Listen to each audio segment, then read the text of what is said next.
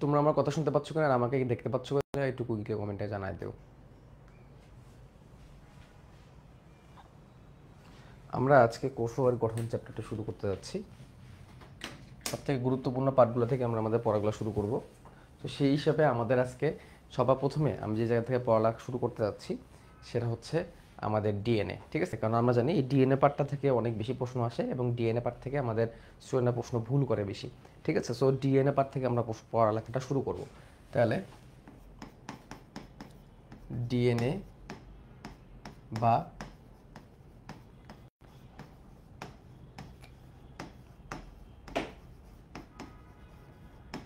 Nucleic acid.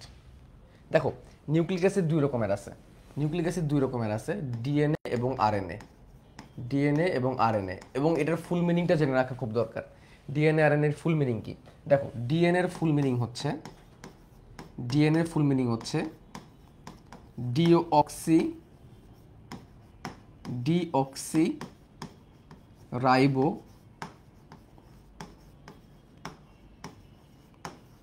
Nucleic acid,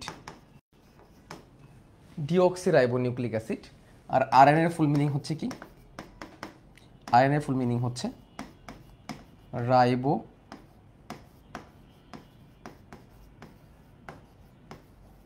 nucleic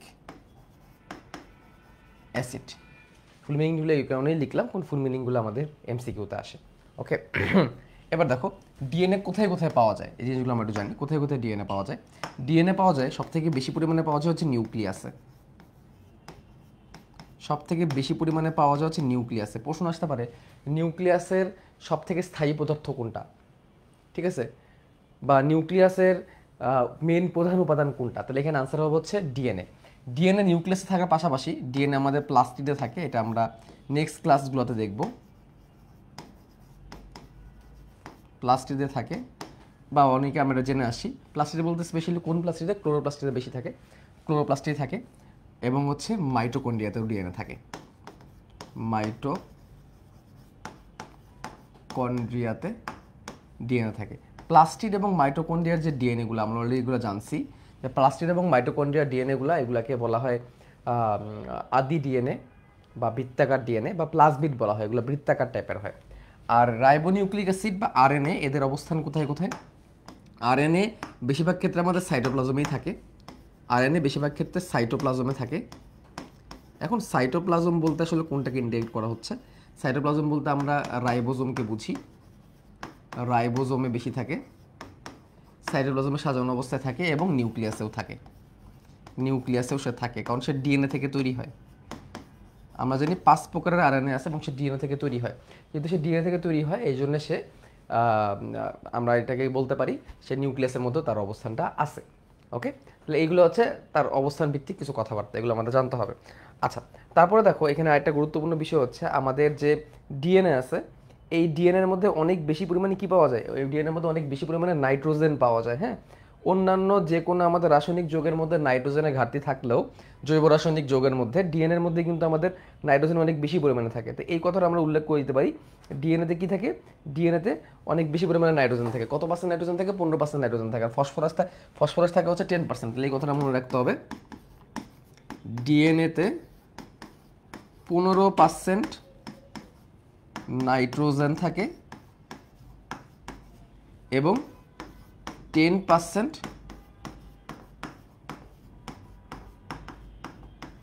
phosphorus থাকে। ডিএনএতে 10% phosphorus থাকে এবং 15% কি থাকে? নাইট্রোজেন থাকে, ঠিক আছে? আচ্ছা, তো এই কথাগুলো আমরা জানলাম। এবার আমরা জানি যে নিউক্লিক অ্যাসিডের গাঠনিক উপাদানগুলো। নিউক্লিক অ্যাসিড তো দুই রকমের আমরা জানলাম, ডিএনএ এবং আরএনএ। সেই ডিএনএ আরএনএ তৈরি করতে গেলে আমার কি কি উপাদান লাগে? ডিএনএ তৈরি করতে গেলে আমার কি কি উপাদান লাগে? চলো সেটা আমরা দেখি। উপাদান, নিউক্লিক অ্যাসিডের উপাদান, এই কথাটাও এমসিকিউতে আসে। নিউক্লিক অ্যাসিডের উপাদান 3টি।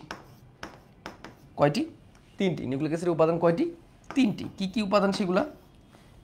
এক নম্বর যে উপাদানটা, এক নম্বর উপাদান হচ্ছে 5 কার্বন বিশিষ্ট শর্করা। এক নম্বর উপাদান হচ্ছে 5 কার্বন বিশিষ্ট শর্করা। 5 কার্বন বিশিষ্ট শর্করা দুই টাইপের আমরা পাবো, সেটা আমি একটু পরে দেখবো। 5 কার্বন বিশিষ্ট শর্করা পাবো, 2 নম্বরে পাবো নাইট্রোজেন বিশিষ্ট ক্ষার, নাইট্রোজেন ঘটিত ক্ষার। আর 3 নাম্বার যে জিনিসটা পাবো, 3 নাম্বার জিনিসটা হচ্ছে অজৈব ফসফেট।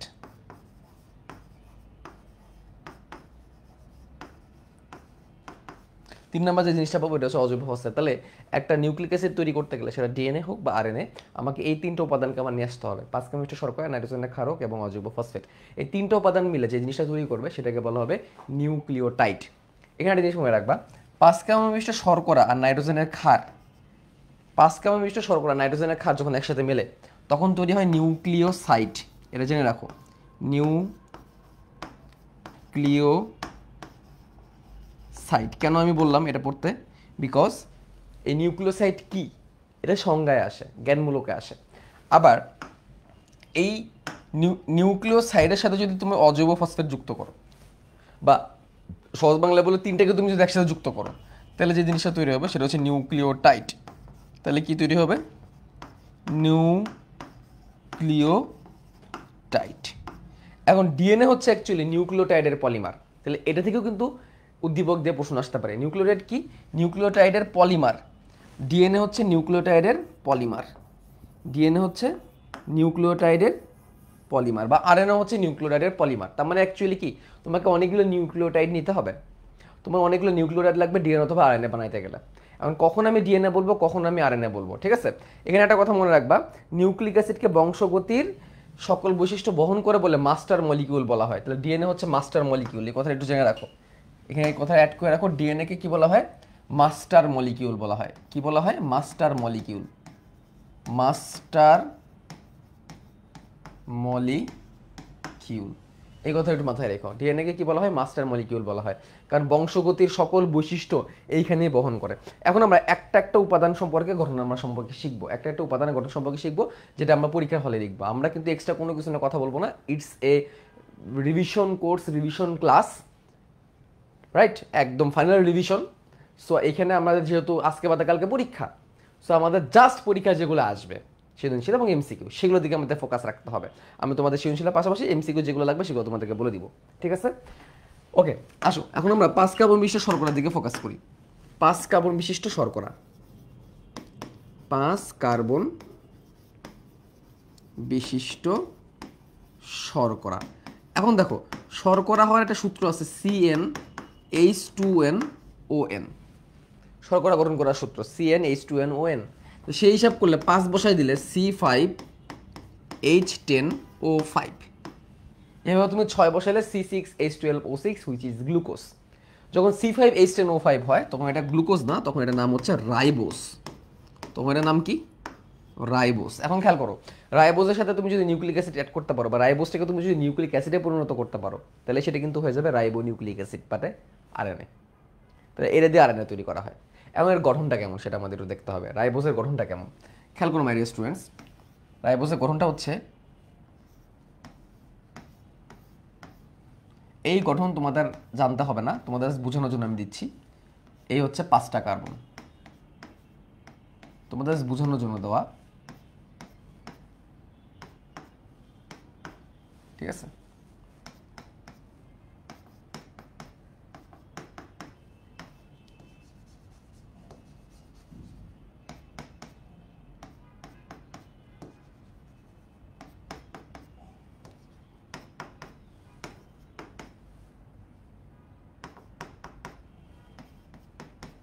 এই হচ্ছে রাইবোজের স্ট্রাকচার, এটা হচ্ছে রাইবোজের স্ট্রাকচার। একটু কাছাকাছি হয়ে গেছে, এটাকে আমি একটু সরিয়ে দিই।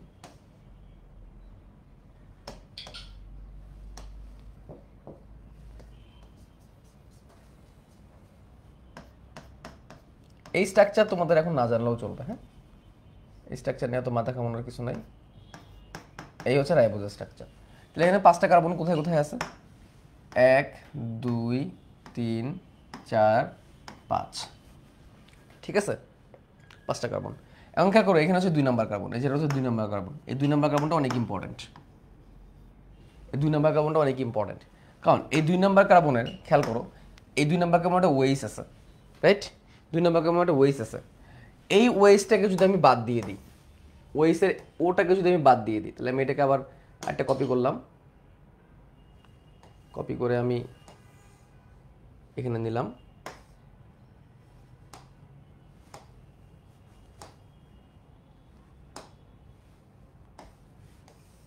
এখানে নিলাম। এখন দেখো কি করব, এই যে 2 নম্বর কার্বন, 2 নম্বর কার্বন একটা অক্সিজেন বাদ দিয়ে দিব। 2 নম্বর কার্বন থেকে কাকে বাদ দিয়ে দিলাম খেয়াল করো, 2 নম্বর কার্বনে আগে অক্সিজেন ছিল, এই যে 2 নম্বর কার্বনে, এই যে 2 নম্বর, 1 নম্বর কার্বন, 2 নম্বর কার্বন, 2 নম্বর কার্বনে আমি অক্সিজেনটাকে বাদ দিয়ে দিলাম, তাহলে শুধু থাকলো হাইড্রোজেন। তাহলে খেয়াল করো 2 নং কার্বনে অক্সিজেন বাদ, তাহলে বাদ দেওয়া মানে ডি মানে বাদ দেওয়া, যেমন ডি অ্যাক্টিভেট নাই, ডিলিট হয়ে গেছে। ডি হাইড্রোক্সিন বাদ, ডিঅক্সি মানে অক্সিজেন বাদ, ডিঅক্সি। আর যৌগের নাম ছিল আগে রাইবোস, তাহলে জিঅক্সি রাইবোস।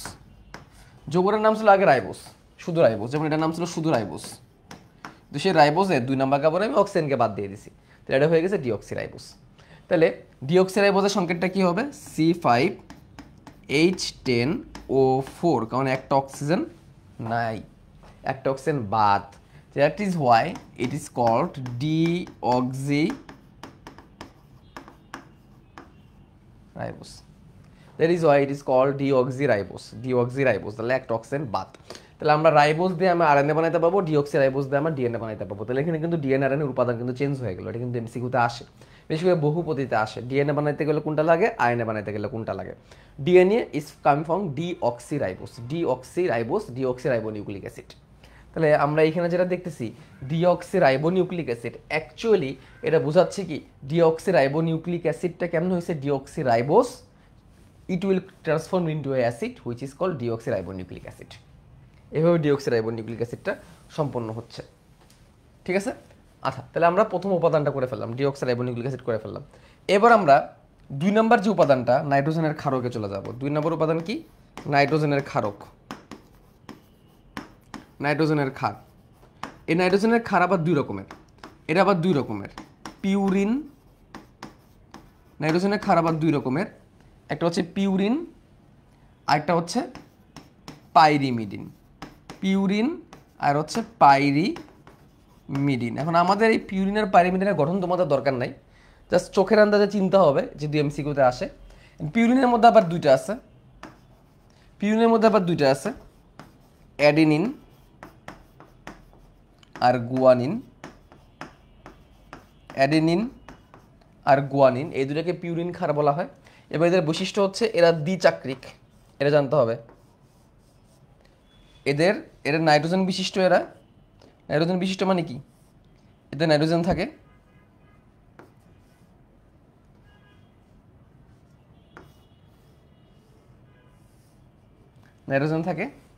নাইট্রোজেন বিশিষ্ট পিউরিন।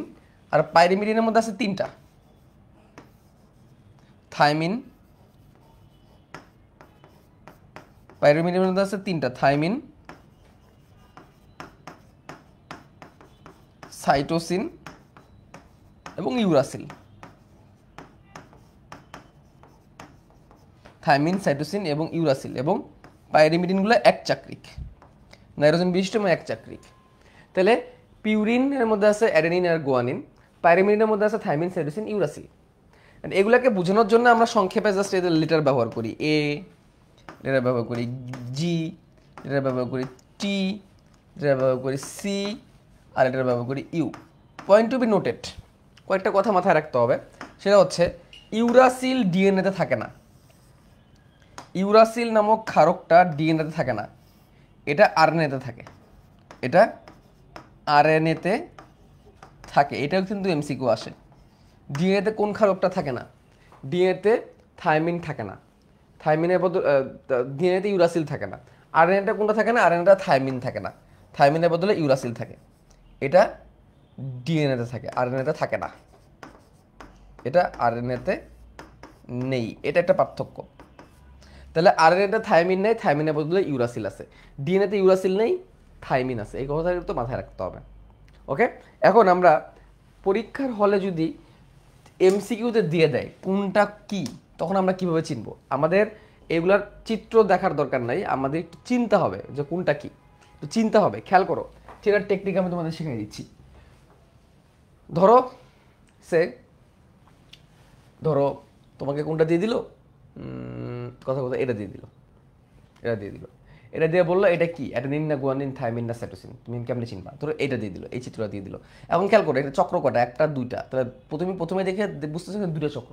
দুটো চক্র হলে তুমি জানো হয় অ্যাডেনিন হবে অথবা গুয়ানিন হবে। তাহলে থাইমিন, সাইটোসিন, ইউরাসিল এগুলো যদি অপশন থাকে ওগুলো আমরা দাগাবো না।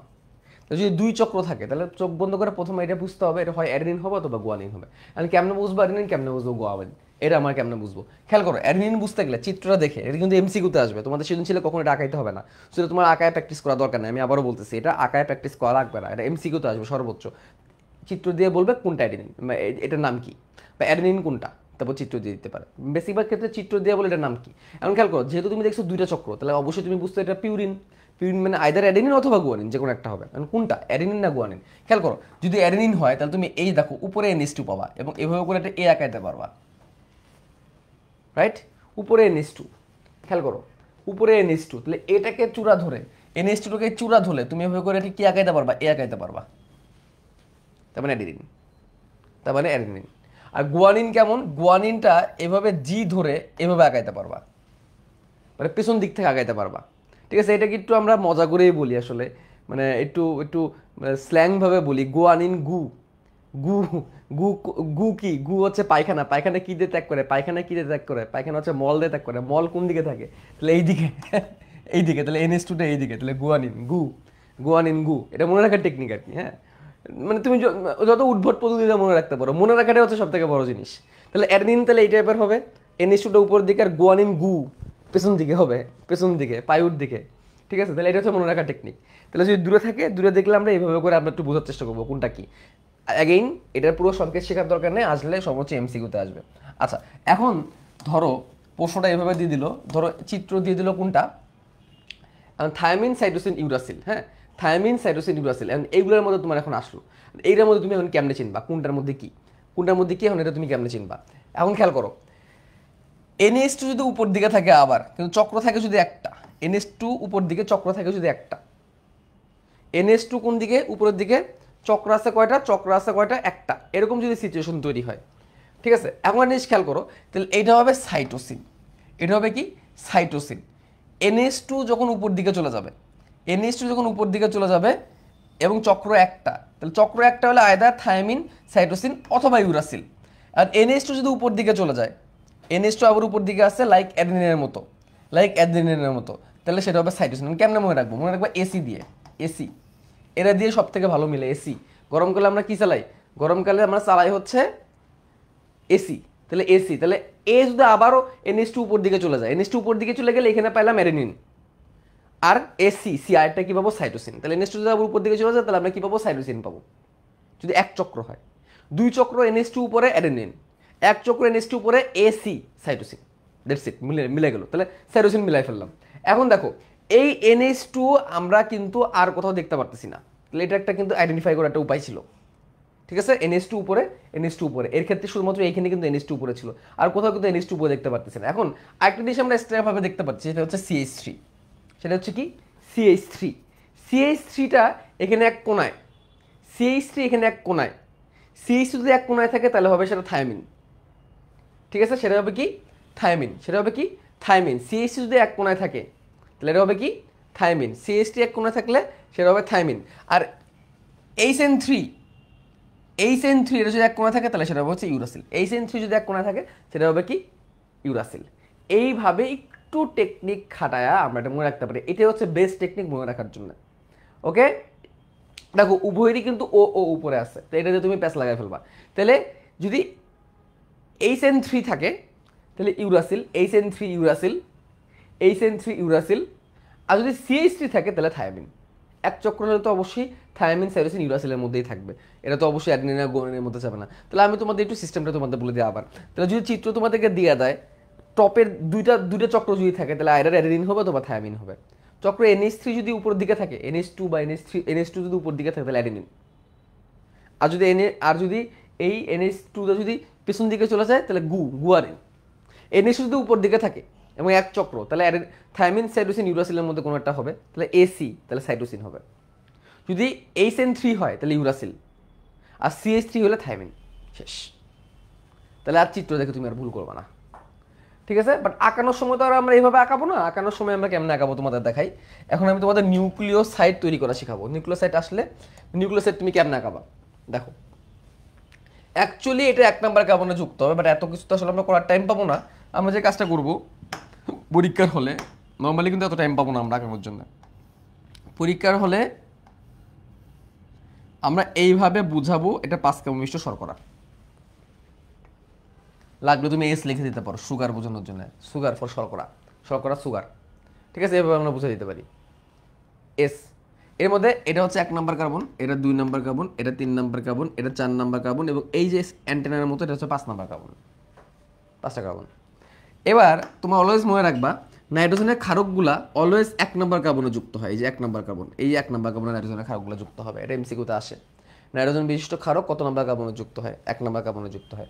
এবং এখানে তুমি কাকে যুক্ত করে দিলা? এখানে তুমি অ্যাডেনিনকে যুক্ত করে দিলা। এই যে এ, ডাইরেক্ট এ লিখে দিবা, তাহলেই হয়ে যাবে।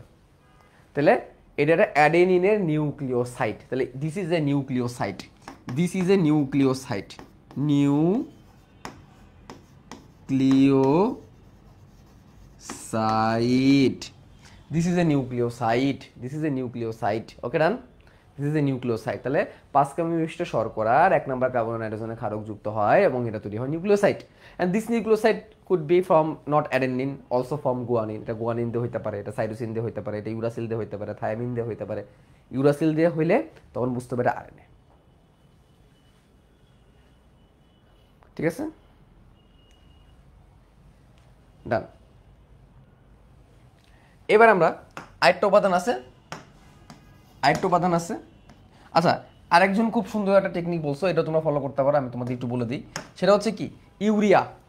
ইউরিয়া তৈরি হতে গেলে কি লাগে? অ্যামোনিয়া লাগে। ইউরিয়া তৈরি হতে গেলে কি লাগে? অ্যামোনিয়া লাগে। ইউরিয়া তৈরি করতে অ্যামোনিয়া লাগে। অ্যামোনিয়া হচ্ছে NH3, NH3। এটা থেকে তুমি ইউরিয়া তৈরি করতে পারো। আর ইউরিয়া ইউরাসিল, এটা দেখো ইউরিয়া ইউরাসিল, এই যে NH3, দেখছো? এটাও একটা মনে রাখার টেকনিক। তুমি কেমনে মনে রাখবা? CH3 থাকলে ইউরাসিল নাকি CH3 থাকলে থাইমিন, কেমনে মনে রাখবা? দেখো থাইমিন CH3, ঠিক আছে? এইভাবে মনে রাখতে পারতেছি। এটা যদি না মনে রাখতে হয় তাহলে এভাবে মনে রাখবো, ইউরাসিল ইউরিয়া, ইউরিয়া তৈরি করতে গেলে অ্যামোনিয়া লাগে, এই যে NH3, NH3 urea, NH3 ammonia, ammonia থেকে তুমি ইউরিয়া তৈরি করতে পারবা। তাহলে urea uracil ammonia, NH3, NH3 ammonia, ammonia to urea, urea for uracil. এটা একটা মনে রাখার টেকনিক, এটা মনে রাখতে পারো, ঠিক আছে? মনে রাখার টেকনিক দিয়ে দিলাম, তাহলে তুমি আর ভুলবা না আর কি। হ্যাঁ, আচ্ছা। তাহলে এখন দেখো আমরা নাইট্রোজেন অজৈব ফসফেটটা আনবো এখন আমরা। অজৈব ফসফেট, অজৈব ফসফেট। তাহলে অজৈব ফসফেটটা কার কাছ থেকে আসবে? অজৈব ফসফেটটা আসবে H3PO4 ফসফরিক অ্যাসিড থেকে, ফসফরিক অ্যাসিড থেকে আসবে। দেখো ফসফরিক অ্যাসিডের সংকেতটা কি? POH, OH, OH। এই হচ্ছে H3PO4, এই হচ্ছে H3PO4, ঠিক আছে? H3PO4। তাহলে এখানে একটা অক্সিজেন তুমি যদি এখানে যদি একটা হাইড্রোজেন বাদ দিও তাহলে এখানে একটা হাত ফাঁকা হয়ে যাবে। এখান থেকে তুমি যদি একটা হাইড্রোজেন বাদ দিও তাহলে এখানে আরেকটা হাত ফাঁকা হয়ে যাবে। এভাবে দুটো হাত ফাঁকা হবে এবং এই দুটো হাত দিয়ে কানেক্ট হবে। কেমনে কানেক্ট হবে চলো তোমাদের দেখাই। এটা কিন্তু একটা অজৈব ফসফেট হয়ে গেল। অজৈব ফসফেট কারণ কি? কারণ এই ফসফেটটা অজৈব অ্যাসিড থেকে আসছে, এজন্য সেটা অজৈব ফসফেট, সেটা অজৈব ফসফেট। এখন দেখো কেমনে হয়, আবার দেখাই তোমাদেরকে। এই হচ্ছে ধরো 5 কার্বন বিশিষ্ট শর্করা, এটা হচ্ছে যে মাথার অক্সিজেনটা, এই হচ্ছে 5 নম্বর কার্বন, 1 2 3 4 5। এটা ডিঅক্সিরাইবোজ দিয়ে তৈরি। আগে থেকে বলে রাখলাম আমরা ডিঅক্সিরাইবোজ দিয়ে তৈরি, কারণ এখানে 2 নম্বর কার্বনে কি নাই?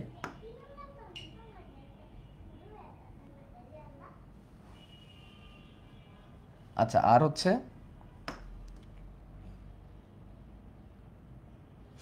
হচ্ছে কি, 1 নম্বর কার্বনে তুমি নাইট্রোজেনের ক্ষারক যুক্ত করলা, অ্যাডেনিন,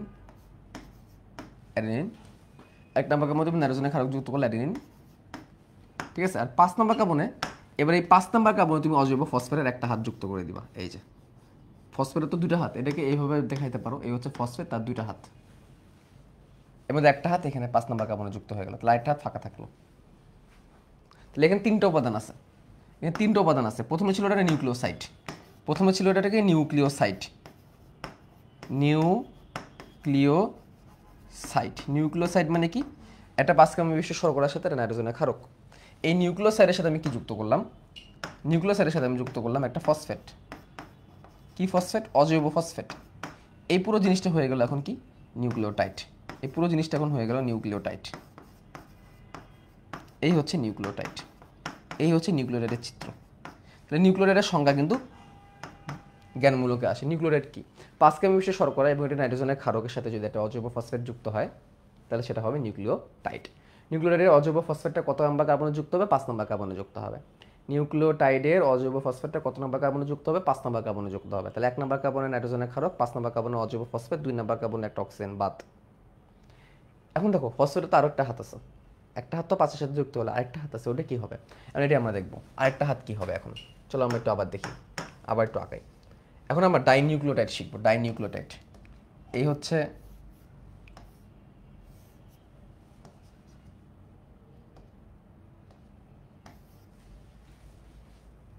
দিলাম, এই হচ্ছে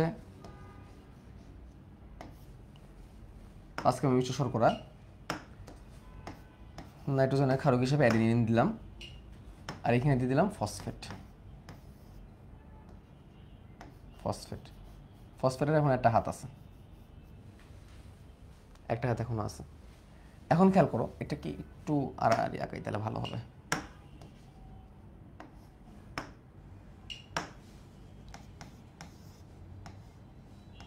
এভাবে দিয়ে দিলাম।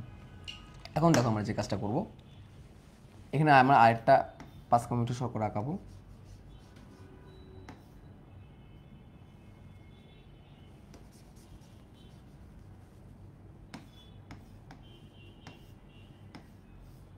একটা 5 কেমি বিশিষ্ট শর্করা আঁকাইলাম,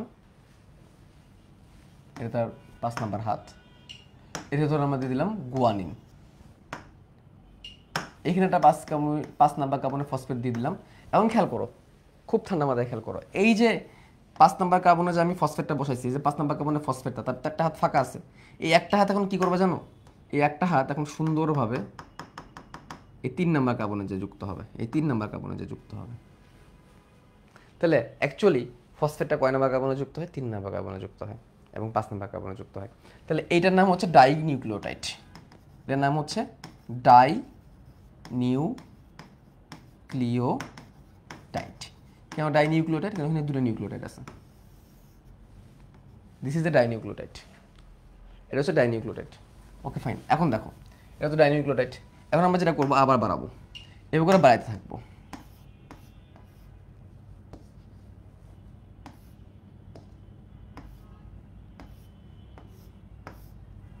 এভাবে করে বাড়াইতে থাকবো।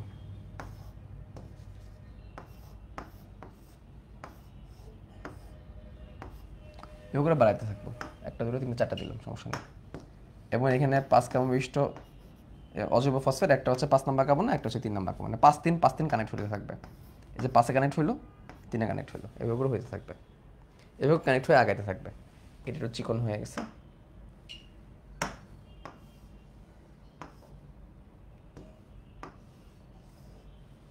এভাবে করে 5 3 করে আগাইতে থাকবে। এটাকে আমরা একটু উপরে তুলে দিই।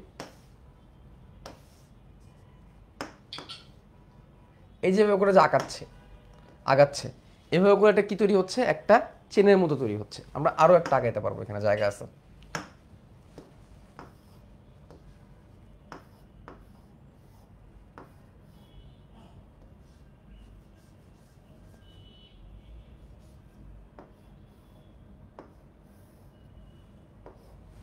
আরেকটা আগানোর মতো জায়গা আছে।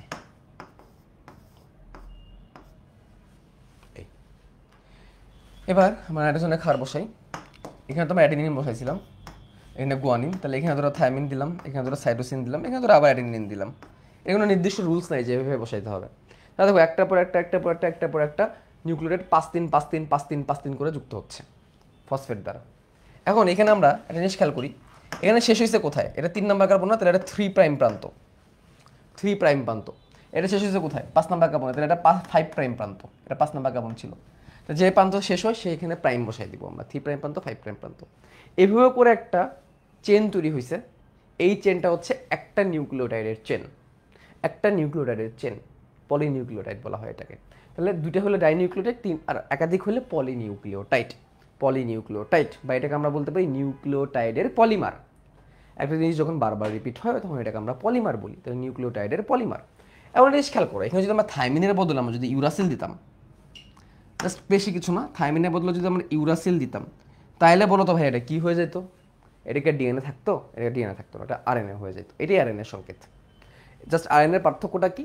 চেইন থাকবে একটা, নিউক্লিওটাইডের চেইন থাকবে একটা, রাইবোজ ব্যবহার করতে হবে, নট ডিঅক্সি রাইবোজ, এবং থাইমিনের বদলে ইউরাসিল ব্যবহার করতে হবে। তাহলে তিনটা কথা, একটা চেইন, থাইমিনের বদলে ইউরাসিল, এবং কি বললাম, একটা চেইন, থাইমিনের বদলে ইউরাসিল এবং ডিঅক্সি রাইবোজ, শুধু রাইবোজ। তাহলে সেটা কি হয়ে যাবে? তাহলে সেটা হয়ে যাবে একটা আরএনএ। তাহলে এটা আরএনএর চিত্র, একটা চেইন, আরএনএর চিত্র। তাহলে আরএনএ কয় সূত্রক? এক সূত্রক, এটা আরএনএ, এটাই আরএনএ। এই যে 5টা দিয়ে আরএনএ হবে না, অনেকগুলো লাগবে, আমি জাস্ট 5টা দিয়ে তোমাদের বোঝানোর চেষ্টা করছি। তুমি আরএনএ আঁকাইতে গেলে এটা আঁকাই দিলেই তোমার হয়ে যাবে। বাট আমরা শিখতে চাইছি ডিএনএ, তাহলে আমরা এখানে আবার থাইমিন নিয়ে আসি। এবার ডিএনএতে কয় সুতা? ডিএনএতে 2 সুতা, একটা একটা বিপরীত কিন্তু পরিপূরক, তাহলে এখন আরেকটা সুতা আঁকাইতে হবে, বিপরীত দিক থেকে আঁকাইতে হবে, উল্টা করে। ডিএনএর 2টা সুতা, কয়টা সুতা? 2টা তো সুতা। ডিএনএর শর্করাটা হচ্ছে ডিঅক্সিরাইবোজ, এবং ডিএনএতে থাইমিন থাকে, ইউরাসিল থাকে না। ডিএনএর সুতা কয়টা? 2টা। একটা সুতা একটা সুতার উল্টা, মানে কি বিপরীত কিন্তু পরিপূরক। পরিপূরক মানে কি? একটা থাকলে একটা থাকতে হবে, একটা ছাড়া একটা পরিপূর্ণ হবে না, জন্য পরিপূরক কিন্তু উল্টা। ঠিক আছে? তাহলে এখন এটাকে কেমন করবো? দেখো টেকনিক দেখাই দিই কেমন আঁকাইতে হবে। এই বরাবর একটা ডট দিবা, এই যে 1 নম্বর কার্বন বরাবর একটা ডট দিবা প্রথমে। তোমার প্রথম কাজ থাকবে 1 নম্বর কার্বন বরাবর একটা ডট দেওয়া, তাহলে কিন্তু চিত্র সোজা হবে না, কারণ আমার তোমাকে এখন উল্টা করে আঁকাইতে হবে, এখানে অনেকেই ভুল হয়ে যায়। 1 নম্বর কার্বন ডট দিয়ে এইটা হবে 1 নম্বর কার্বন, আবার এইটা হবে তোমার 1 নম্বর কার্বন। তাহলে 1 2 3 4 5, দেখছো উল্টা। এবার তোমাকে উল্টা করে আঁকাইতে হবে, কারণ একটা সুতা একটা সুতার বিপরীত, মানে উল্টা কিন্তু পরিপূরক, মানে থাকতেই হবে। তাহলে এইটা তখন 1 নম্বর কার্বন বানাইতে হবে। এখানে আমি এই জন্যই ডট দিছি, যাতে করে সোজা হয়, তাহলে বাঁকা হয়ে যায়। ডটটা দেওয়ার পিছনে কারণ এটাই, তাহলে সোজা থাকে না, চিত্র বাঁকা হয়ে যায়। এখানে ডট দিয়ে ওই ডটটাকে 1 নম্বর কার্বন বানাবা। আবার বলতেছি, একটা ডট দিবা, ডটটাকে অবশ্যই 1 নম্বর কার্বন বানাবা, তাহলে কিন্তু বাঁকা হয়ে যাবে। ডটটাকে 1 নম্বর কার্বন বানাবা, চিত্র বাঁকা হলে দেখতে খারাপ লাগবে। ঠিক আছে?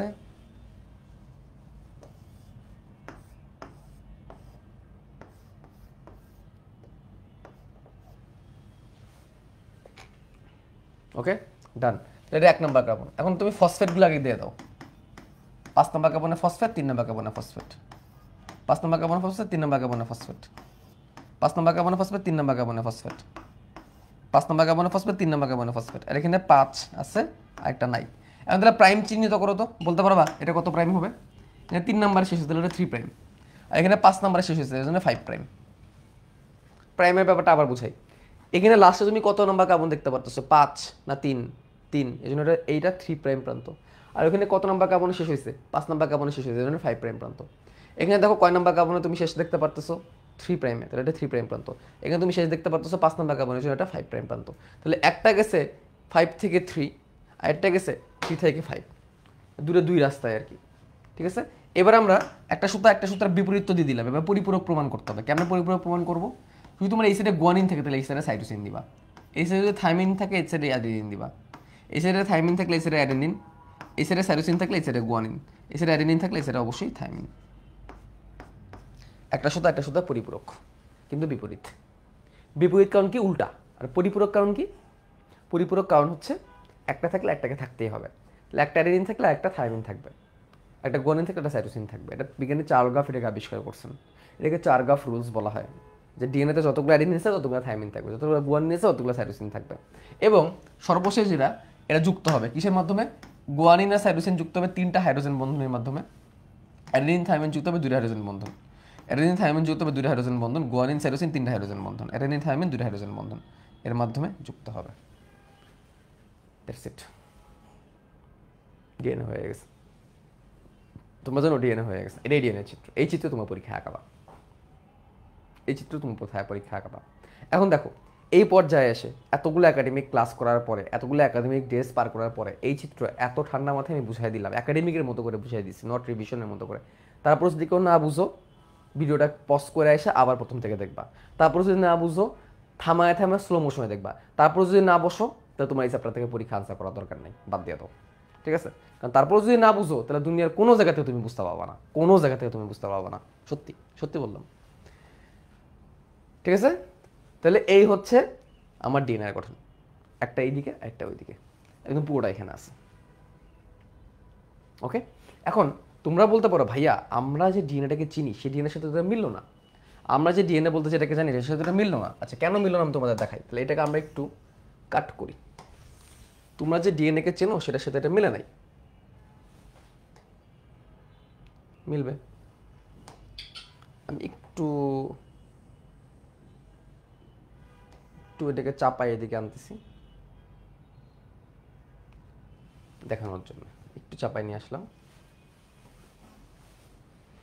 আমরা যে ডিএনএটাকে চিনি সেই ডিএনএটা কেমন?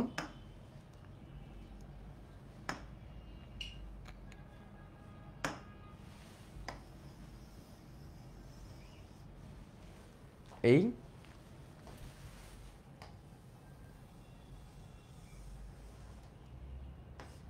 এরকম আমরা যে ডিএনএটাকে চিনি। ঠিক আছে? অ্যান্ড এটার মাঝখানে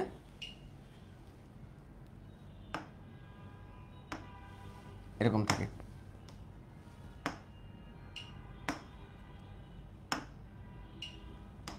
এরকম সিঁড়ি থাকে 1 2 3 4 5 6 7 8 9 10 1 2 3 4 5 6 7 8 9 10 1 এরকম থাকে। আমরা যে ডিএনএটাকে চিনি এটা শুধু এটা মিললো না, মিলবে ভাইয়া। দেখো ডিএনএতে এই যেগুলো সিঁড়ি বলতেছি না আমরা, সিঁড়ি বলতে কি এক একটা জোড়া নিউক্লিওটাইড, মানে এইখানে একটা নিউক্লিওটাইড আছে, এখানে একটা নিউক্লিওটাইড আছে, তারা যুক্ত হয়েছে। এই যে এটাই হচ্ছে একটা সিঁড়ি, এটাই হচ্ছে একটা সিঁড়ি। এই যে 5 কিলোমিটার শর্করা, এই যে সিঁড়ি, এই যে এটা সিঁড়ি। সিঁড়ি মানে কি? Base pair. সিঁড়ি বলতে কি বোঝায়? Base pair. এই যে এটা হচ্ছে বেস, বেস মানে খার, আর পেয়ার মানে বন্ধন, দুটা খার এখানে বন্ধন হয়েছে। বেস পেয়ার মানে দুটা খার যেখানে বন্ধন হয়, বেস পেয়ার। যেটা তৈরি করতে গেলে দুটো নিউক্লিওটাইড লাগে, এটা একটা নিউক্লিওটাইড, এটা একটা নিউক্লিওটাইড, নাইট্রোজেন ক্ষার দ্বারা যুক্ত হয়েছে। এটাই হচ্ছে বেস পেয়ার, এটাই হচ্ছে সিঁড়ি। এরকম 10টা সিঁড়ি, 1 2 3 4 5 6 7 8 9 10টা সিঁড়িতে একটা পাক, 10টা সিঁড়ি পর একটা পাক খায়। ঠিক আছে? তাহলে 10টা সিঁড়ি পর একটা পাক খাবে, তাহলে এই যে এই 10টা সিঁড়ি পর একটা পাক খাইছে, একটা ঘূর্ণন, একটি ঘূর্ণন পাক, একটি ঘূর্ণন বা পাক, যেটার মধ্যে 10 জোড়া, যেটার মধ্যে 10 জোড়া নিউক্লিওটাইড আছে, যার দৈর্ঘ্য 34 অ্যামস্ট্রং বা 3.4 ন্যানোমিটার, 34 অ্যামস্ট্রং বা 3.4 ন্যানোমিটার। তাহলে প্রতি 10টা সিঁড়ি বরাবর বা 10 জোড়া নিউক্লিওটাইড দিয়ে 10টা বেস পেয়ার বরাবর একটা পাক খাবে, একটা ঘূর্ণন হবে। এই জন্য এটা দেখতে পেঁচানো সিঁড়ির মতো, এটা দেখতে পেঁচানো সিঁড়ির মতো এরকম। ঠিক আছে? 3Dতে বোঝা যাচ্ছে না, 2Dতে অ্যাকচুয়ালি পেঁচানো সিঁড়ির মতো। 10টা পাক, 10টা নিউক্লিওটাইডের জোড়া দিয়ে 10টা সিঁড়ি এবং একটা পাক, একটা ঘূর্ণন, যে ঘূর্ণনের দৈর্ঘ্য হচ্ছে 34 অ্যামস্ট্রং। এবং এই ঘূর্ণন যখন তৈরি হবে, একদিকে একটা গভীর খাঁজ আর দিকে একটা অগভীর খাঁজ তৈরি হবে। এটা তোমাদের বইয়ে দেওয়া আছে, গভীর খাঁজ অগভীর খাঁজ তৈরি হয়। এটা 3D দেখলে বুঝতে পারবা, পরীক্ষার খাতা লিখতে হবে এমন কোনো কথা নাই। যেগুলো লিখতে হবে সেগুলো আমি বলতেছি। প্রতি 10টা সিঁড়ি পর একটা করে পাক খাইছে, তাহলে এখানে অর্ধেকটা পাক আছে, যে 1টা 2টা 3টা 4টা 5টা সিঁড়ি আছে এখানে, এটা অর্ধেকটা পাক অ্যাকচুয়ালি, অর্ধেকটা পাক। তাহলে এটা আমরা এইভাবে বুঝাইতে পারি 1 2 3 4 5 এইটুকু জায়গা, এইটুকু জায়গা দেখানো হয়েছে।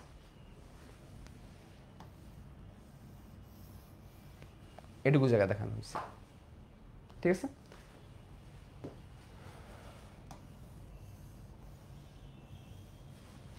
এটুকু জায়গা দেখানো হয়েছে, একটা পাক। দেখো যদি 10টা সিঁড়ি বা 10 জোড়া নিউক্লিওটাইড দিয়ে 34 অ্যামস্ট্রং হয়, তাহলে একটা সিঁড়ি থেকে একটা সিঁড়ির ডিস্টেন্স কত? একটা বেস পেয়ার থেকে একটা বেস পেয়ার দূরত্ব কত? 3.4 অ্যামস্ট্রং। 34 অ্যামস্ট্রংয়ে যদি 10টা সিঁড়ি থাকে, তাহলে একটা সিঁড়ি থেকে একটা সিঁড়ির ডিস্টেন্স কত, একটা বেস পেয়ার থেকে একটা বেস পেয়ারের ডিস্টেন্স কত, বা দুই জোড়া নিউক্লিওটাইডের মধ্যবর্তী দূরত্ব কত, 3.4 অ্যাংস্ট্রম বা 0.34 ন্যানোমিটার, বা 0.34 ন্যানোমিটার। ন্যানোমিটার জেনে রাখো, অ্যাংস্ট্রমও জেনে রাখো। এটা তো পেছানো সিঁড়ির মতো, তাহলে এর একটা ব্যাস থাকবে গোলাকার, তাহলে এর ব্যাস কত, এর ব্যাস সর্বত্র 20 অ্যাংস্ট্রম বা 2 ন্যানোমিটার ব্যাস। যেহেতু গোলাকার তার একটা ব্যাস থাকবে, সেই ব্যাসটা কত, সর্বত্রই 20 অ্যাংস্ট্রম, পুরোটা জুড়েই। এই যে এরকম পেঁচানো সিঁড়ি, তো এর ভিতরে তুমি ঢুকে যেতে পারবা, যে পেঁচানো সিঁড়ির ভিতরে যেরকম আমরা হেঁটে যাই এরকম টাইপের আর কি, তুমি ঢুকতে পারবা না, বললাম আর কি কথার কথা। তাহলে এটা পুরোটা সর্বত্র এর ব্যাস হচ্ছে 20 অ্যাংস্ট্রম বা 2 ন্যানোমিটার। এই তথ্যগুলা এমসিকিউতে খুব আসে। আমি ডিএনএ থেকে যে যে কথাগুলো বললাম, কি কি কথা বললাম, ডিএনএ হচ্ছে 5 কার্বন বিশিষ্ট শর্করা দিয়ে তৈরি, যেটা হচ্ছে ডিঅক্সিরাইবোস। আরএনএ হলে শুধু রাইবোস, যার 2 নম্বর কার্বনে না অক্সিজেন থাকে না, ডিঅক্সিরাইবোসে। এর 1 নম্বর কার্বনে যুক্ত হয় নাইট্রোজেন ঘটিত ক্ষার। নাইট্রোজেন ঘটিত ক্ষার 2 রকমের হয়, পিউরিন এবং পাইরিমিডিন। পিউরিনের মধ্যে আছে 2টা অ্যাডেনিন এবং গুয়ানিন, পাইরিমিডিনের মধ্যে আছে 2টা থাইমিন এবং সাইটোসিন। যদি আরএনএ হয় তাহলে থাইমিন থাকবে না, থাইমিনের বদলে ইউরাসিল আসবে। এবং 5 কার্বন বিশিষ্ট শর্করা 1 নম্বর কার্বনে নাইট্রোজেনের ক্ষারক যুক্ত হয়ে তৈরি করবে নিউক্লিওসাইড। তার 5 নম্বর কার্বনে যদি একটা অজৈব ফসফেট যুক্ত হয়, যেটা ফসফরিক অ্যাসিড থেকে আসে, তাহলে সেটা পরিণত হবে নিউক্লিওটাইড। নিউক্লিওটাইডে 5 নম্বর কার্বনে ফসফেট যুক্ত হওয়ার পর আরেকটা হাত ফাঁকা থাকবে ফসফেটে, সেটা যুক্ত হবে 3 নম্বর কার্বনে। এভাবে 5 আর 3 যুক্ত হওয়ার মাধ্যমে 2টা নিউক্লিওটাইড যুক্ত হবে, তৈরি হবে ডাইনিউক্লিওটাইড। এভাবে করে যখন অনেকগুলো নিউক্লিওটাইড যুক্ত হয় তখন সেটা হয় একটা নিউক্লিওটাইডের চেইন বা পলিনিউক্লিওটাইড চেইন। ডিএনএ তৈরি করতে গেলে এরকম পলিনিউক্লিওটাইডের চেইন লাগে 2টা, যেটা একটা একটার বিপরীত কিন্তু পরিপূরক। এবং এই সময় তারা নাইট্রোজেনের ক্ষারকগুলো অ্যাডেনিনের সাথে থাইমিন আকারে যুক্ত হবে ডাবল বন্ড দিয়ে, সাইটোসিনের সাথে গুয়ানিন যুক্ত হবে ট্রিপল বন্ড দিয়ে। এবং বিজ্ঞানী চার্লস গ্রাফের সূত্র অনুসারে যতগুলো অ্যাডেনিন থাকে ডিএনএতে ততগুলো থাইমিন থাকে, বিজ্ঞানী চার্লস গ্রাফ সূত্র। এভাবে প্রতি 10 জোড়া নিউক্লিওটাইড যুক্ত হওয়ার পরে একটি পূর্ণ ঘূর্ণন সম্পন্ন হয়, যেখানে একটা গভীর খাঁজ আর অগভীর খাঁজ থাকে, যার দৈর্ঘ্য থাকে পূর্ণ ঘূর্ণনের 34 অ্যাংস্ট্রম বা 3.4 ন্যানোমিটার। যেহেতু এখানে 10টি সিঁড়ি আছে বা 10 জোড়া নিউক্লিওটাইড আছে, যার কারণে এখানে প্রত্যেকটা নিউক্লিওটাইডের বা প্রত্যেক সিঁড়ির দূরত্ব থাকে হচ্ছে 3.4 অ্যাংস্ট্রম বা 0.34 ন্যানোমিটার। যেহেতু এটা পাঁচানো গোলাকার সিঁড়ির মতো, তাই এর ব্যাস সর্বত্র 20 অ্যাংস্ট্রম বা 2 ন্যানোমিটার। এবং এর আণবিক ভর 10⁻6 থেকে 10⁻9 ডাল্টন আণবিক ভর। আণবিক ভর 10⁻6 থেকে 10⁻9, এগুলো এমসিকিউর জন্য লাগবে। তাহলে এই হচ্ছে পূর্ণাঙ্গ ডিএনএ গঠন। ডিএনএ গঠন থেকে আর কিছু লাগবে না, চলে আসছে সব।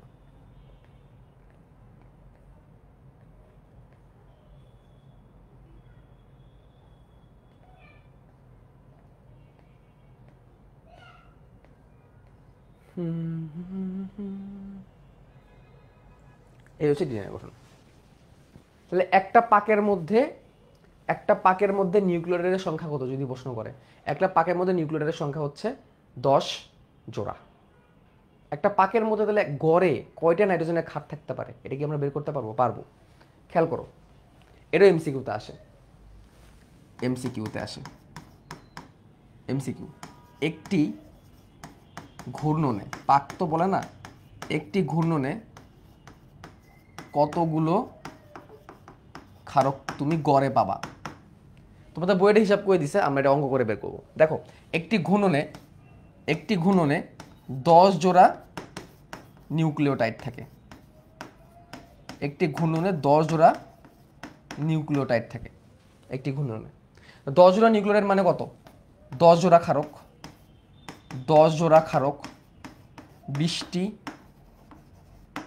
20টি ক্ষারক ধরে নিলাম, 20টি ক্ষারক, 10 জোড়া, যেহেতু 10 জোড়া নিউক্লিওটাইড মানে কি 20টি নিউক্লিওটাইড মানে 20 জোড়া, 20টা ক্ষারক, 20টি ক্ষারক। এর মধ্যে অ্যাডেনিন এবং থাইমিন যুক্ত হবে, গুয়ানিন যুক্ত হবে ত্রিবন্ধন দিয়ে সাইটোসিনের সাথে। তাহলে অ্যাডেনিন এবং থাইমিন এরকম পাবো কয়টা? 10টা। আর গুয়ানিন সাইটোসিন এরকম পাবো কয়টা? 10টা। তাহলে গুণ 5 কারণ 10টা। এই দেখো, এখানে 2টা গুণ 5 সমান 10, এখানে 2টা গুণ 5 সমান 10। তাহলে এখন এখানের সাথে বন্ধনের গুণ করো, 5 গুণ 2, এখানে 2টা বন্ধন, তাহলে 5 দুগুণে 10, আর 5 গুণ 3, 3 5 15, তার মানে 25টি। তাহলে একটি পূর্ণ ঘূর্ণনে গড়ে 25টা করে নিউক্লিওটাইড থাকা উচিত। একটি পূর্ণ ঘূর্ণনে গড়ে 25টা করে নিউক্লিওটাইড থাকা উচিত। কেমনে করলাম দেখো, একটি পূর্ণ ঘূর্ণনের মধ্যে এরকম থাকবে, যদি আমি গড়ে সবগুলো সমান সমান ধরি, যতগুলো অ্যাডেনিন গোনিন ততগুলো থাইমিন সাইটোসিন যদি আমি ধরি, তাহলে অ্যাডেনিন থাইমিন থাকবে 5টা, গোনিন সাইটোসিন থাকবে 5টা। অ্যাডেনিন থাইমিন দিয়ে 5টা সিঁড়ি তৈরি হবে, গোনিন সাইটোসিন দিয়ে 5টা সিঁড়ি তৈরি হবে। এই যে 5 5 10টা সিঁড়ি, 10টা সিঁড়ি মানে একটা পাথ। অ্যাডেনিন থাইমিন এরকম থাকবে 5টা, গোনিন সাইটোসিন থাকবে 5টা। গোনিন সাইটোসিনের সাথে নাইট্রোজেনের বন্ধন থাকে, হাইড্রোজেনের বন্ধন থাকে 3টা। অ্যাডেনিন থাইমিনের সাথে হাইড্রোজেনের বন্ধন থাকে 2টা, তাহলে 5 2 10, 3 5 15, 25টা হয়ে গেল। আরেকটা এমসিকিউ আসে এখানে, আমি যত রকম এমসিকিউ আসে তোমাদের দেখাই দিচ্ছি। আরেকটা এমসিকিউ কিন্তু খুবই ইন্টারেস্টিং, এটা অনেকেই ভুল করে, এমসিকিউগুলো বুঝতে পারে না, বা বুঝতে পারলেও বুঝতে যখন পারে তখন টাইম ওয়েস্ট করে ফেলে অনেক বেশি। টাইম ওয়েস্ট করা যাবে না। ধরো প্রশ্নটা এইভাবে আসে এমসিকিউ এর জন্য, হ্যাঁ, এরকম ধরো ডিএনএ আঁকায় দেয়, ডিএনএ আঁকায় দিয়ে বলে adenine thymine guanine cytosine, cytosine guanine adenine thymine, thymine adenine cytosine guanine. তোরা এইভাবেই দিবে, জাস্ট এইটাই, বন্ধন বন্ধন দেখাবে না। এখন তোমাকে বলবে এখানে কতগুলা বন্ধন আছে, কতগুলো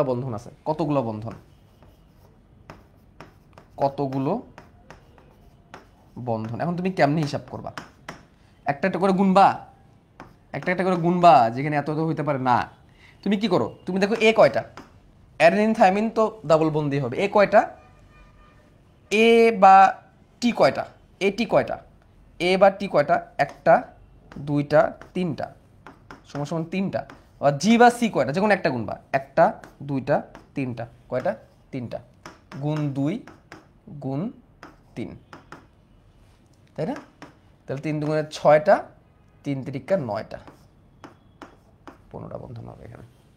খেয়াল করো, 2টা হবে, আমরা একটু গুনি 15টা হয় কিনা। 2টা 3 4 5টা 6 7 8টা 9টা 10টা 11টা 12টা 13 14 15টা হয়ে গেল। ঠিক আছে? বা আরেকটা প্রশ্ন আসতে পারে এভাবে, আয়নের মতো করে দেখাবে, বাট অ্যাকচুয়ালি আরএনএ না, দেখাবে আয়নের মতো করে কিন্তু অ্যাকচুয়ালি আরএনএ না। Cytosine thymine guanine adenine, adenine cytosine guanine adenine, এরকম দিয়ে দিবে। দেখে মনে হবে আরএনএ, কিন্তু আসলে আরএনএ না, এই যে থায়ামিন, আরএনএ থাকলে তো ইউরাসিল হতো। এখন বললো ডিএনএটি কতগুলো হাইড্রোজেন বন্ধন গঠন করে, এই ডিএনএটি কতগুলো হাইড্রোজেন বন্ধন গঠন করবে। কেমন হিসাব করবা? গোনো, এ কয়টা, এ বা টি কয়টা, গুনো এ বা টি কয়টা, আর জি এ বা টি কয়টা, জি বা সি কয়টা, তাহলে এ আর সি হিসাব করলে তো বেরোয় আসতেছে, কারণ এ আর টি একসাথেই থাকবে। এ বা টি কয়টা গুনো, 1 2 3 4 সমান সমান 4টা।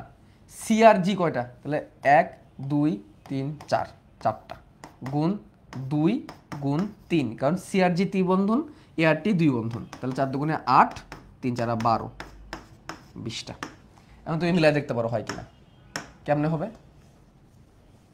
1 2 3 4 5 6 7 8 9 10 11 12 13 14 15 16 17 18 19 20 হয়ে গেছে। এভাবে অঙ্ক আসে এমসিকিউ এর ম্যাথ, এগুলো স্টুডেন্টরা ভুল করে চলে আসে এবং গুনতে যায় একটা একটা করে। কি দরকার একটা একটা করে গুনা, এমনি তুমি বের করে ফেলতে পারো, বা তুমি যদি গুনে তোমার ইজি হয় তাহলে তুমি গুনে ইজি করে করবা, কোনো সমস্যা নেই। এখন আসো, পরীক্ষার খাতায় কতটুকু লিখবো এটা তো জানতে হবে। তো বই থেকে আগে একটু দেখাই দিই, তুমি সৃজনশীলের জন্য কতটুকু লিখবা। এই দেখো, সৃজনশীলের জন্য তুমি এখান থেকে শুরু করবা, এই যে এই জায়গা থেকে, এই যে এখান থেকে ওয়াটসন এবং ক্রিক প্রদত্ত ডাবল হেলিক্স মডেল, এটাকে ডিএনএ ডাবল হেলিক্স মডেল বলে। কি বলা হয়? ওয়াটসন এবং ক্রিক প্রদত্ত double helix model, double helix model এটা আসে, ডাবল হেলিক্স মডেল। ডিএনএ মডেলটার নাম কি? Double helix model, double helix model, double helix দ্বিসূত্রক মডেল। কে আবিষ্কার করেছে? বিজ্ঞানী ওয়াটসন এবং ক্রিক। বিজ্ঞানী ওয়াটসন এবং ক্রিক এটা 1953 সালে প্রমাণ করছেন, 1953 সালে ডিএনএ এটা প্রদান করছেন, এবং 1962 সালে এই মডেলের জন্য উইলকিন্স সহ তাদেরকে নোবেল পুরস্কার দেওয়া হয়। এই দুটো কথা মনে রাখবা। বিজ্ঞানী ওয়াটসন এবং ক্রিক এটাকে প্রদান করছেন 1953 সালে, ভাষা আন্দোলনের 1 বছর পর, 52 1 বছর পর, এবং 1962-তে ওনাদেরকে কি করা হয়? এই জন্য নোবেল পুরস্কার দেওয়া হয়। তো ওয়াটসন এবং ক্রিকের মডেলটা কিভাবে লিখবা? তুমি চিত্র আঁকাবা, চিত্র তুমি এটা আঁকাবা, সময় থাকলে দুইটাই আগাবা, সময় থাকলে দুইটাই আগাবা, দুইটা আগালে নাম্বার পাওয়ার পসিবিলিটি বেড়ে যাবে। না থাকলে একটা আগাবা। কয়টা সিঁড়ি দিবা, মানে কয়টা সিঁড়ি, একটা দুইটা তিনটা চারটা পাঁচটা সিঁড়ি অ্যাটলিস্ট দিবা। পাঁচটা সিঁড়ি দেওয়া উত্তম, ছড়ে দিলে তো আরও ভালো। চারটা নিচে দিলে কাটা, চারটা তো দিতেই হবে, পাঁচটা সিঁড়ি দিলে উত্তম। ঠিক আছে, আচ্ছা পাঁচটা সিঁড়ি দিলে ভালো। এখন তোকে কেমন লিখবা, ডিএনএ দ্বিসূত্রক, ডান থেকে বাম দিকে ঘুরে, এটা কোন দিকে, ডান থেকে বাম দিকে ঘুরে, এটা মনে রাখবা। ঠিক আছে, দুই সূত্রকের মাঝামাঝি এটা 5 থেকে 3 মুখী এবং 3 থেকে 5 মুখী হয়, যেটা আমি একটুকে দিলাম 5 প্রাইম থেকে 3 প্রাইম, 3 প্রাইম থেকে 5 প্রাইম। সূত্রটি তৈরি হয় ডিঅক্সিরাইবোজ ফসফেটের যুক্তির মাধ্যমে। লিখবা, লেখার পরে এটা দরকার নাই,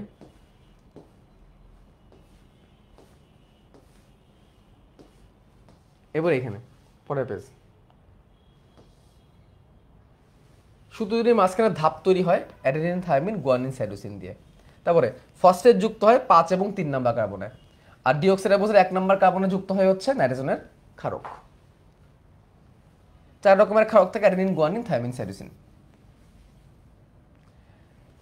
থায়ামিনের সাথে অ্যাডেনিন যুক্ত হয় 2টি হাইড্রোজেন বন্ধনী দিয়ে, গুয়ানিনের সাথে সাইটোসিন যুক্ত হয় 3টি হাইড্রোজেন বন্ধনী দিয়ে।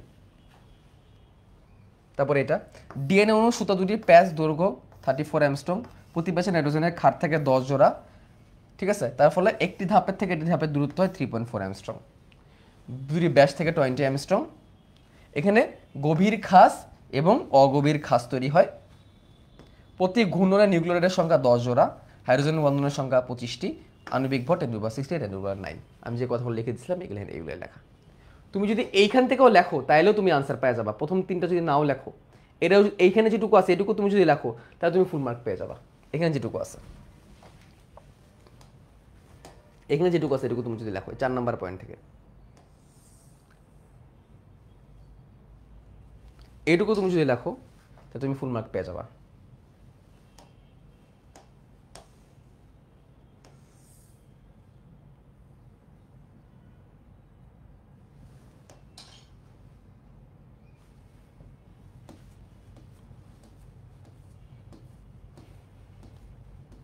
আর সাথে যদি এটা অ্যাড করতে পারো তো ভালোই, এটা অ্যাড না করলেও যে চলবে, সমস্যা নেই। তারপর দেখো এখানে আরো কয়েকটা জিনিস আছে।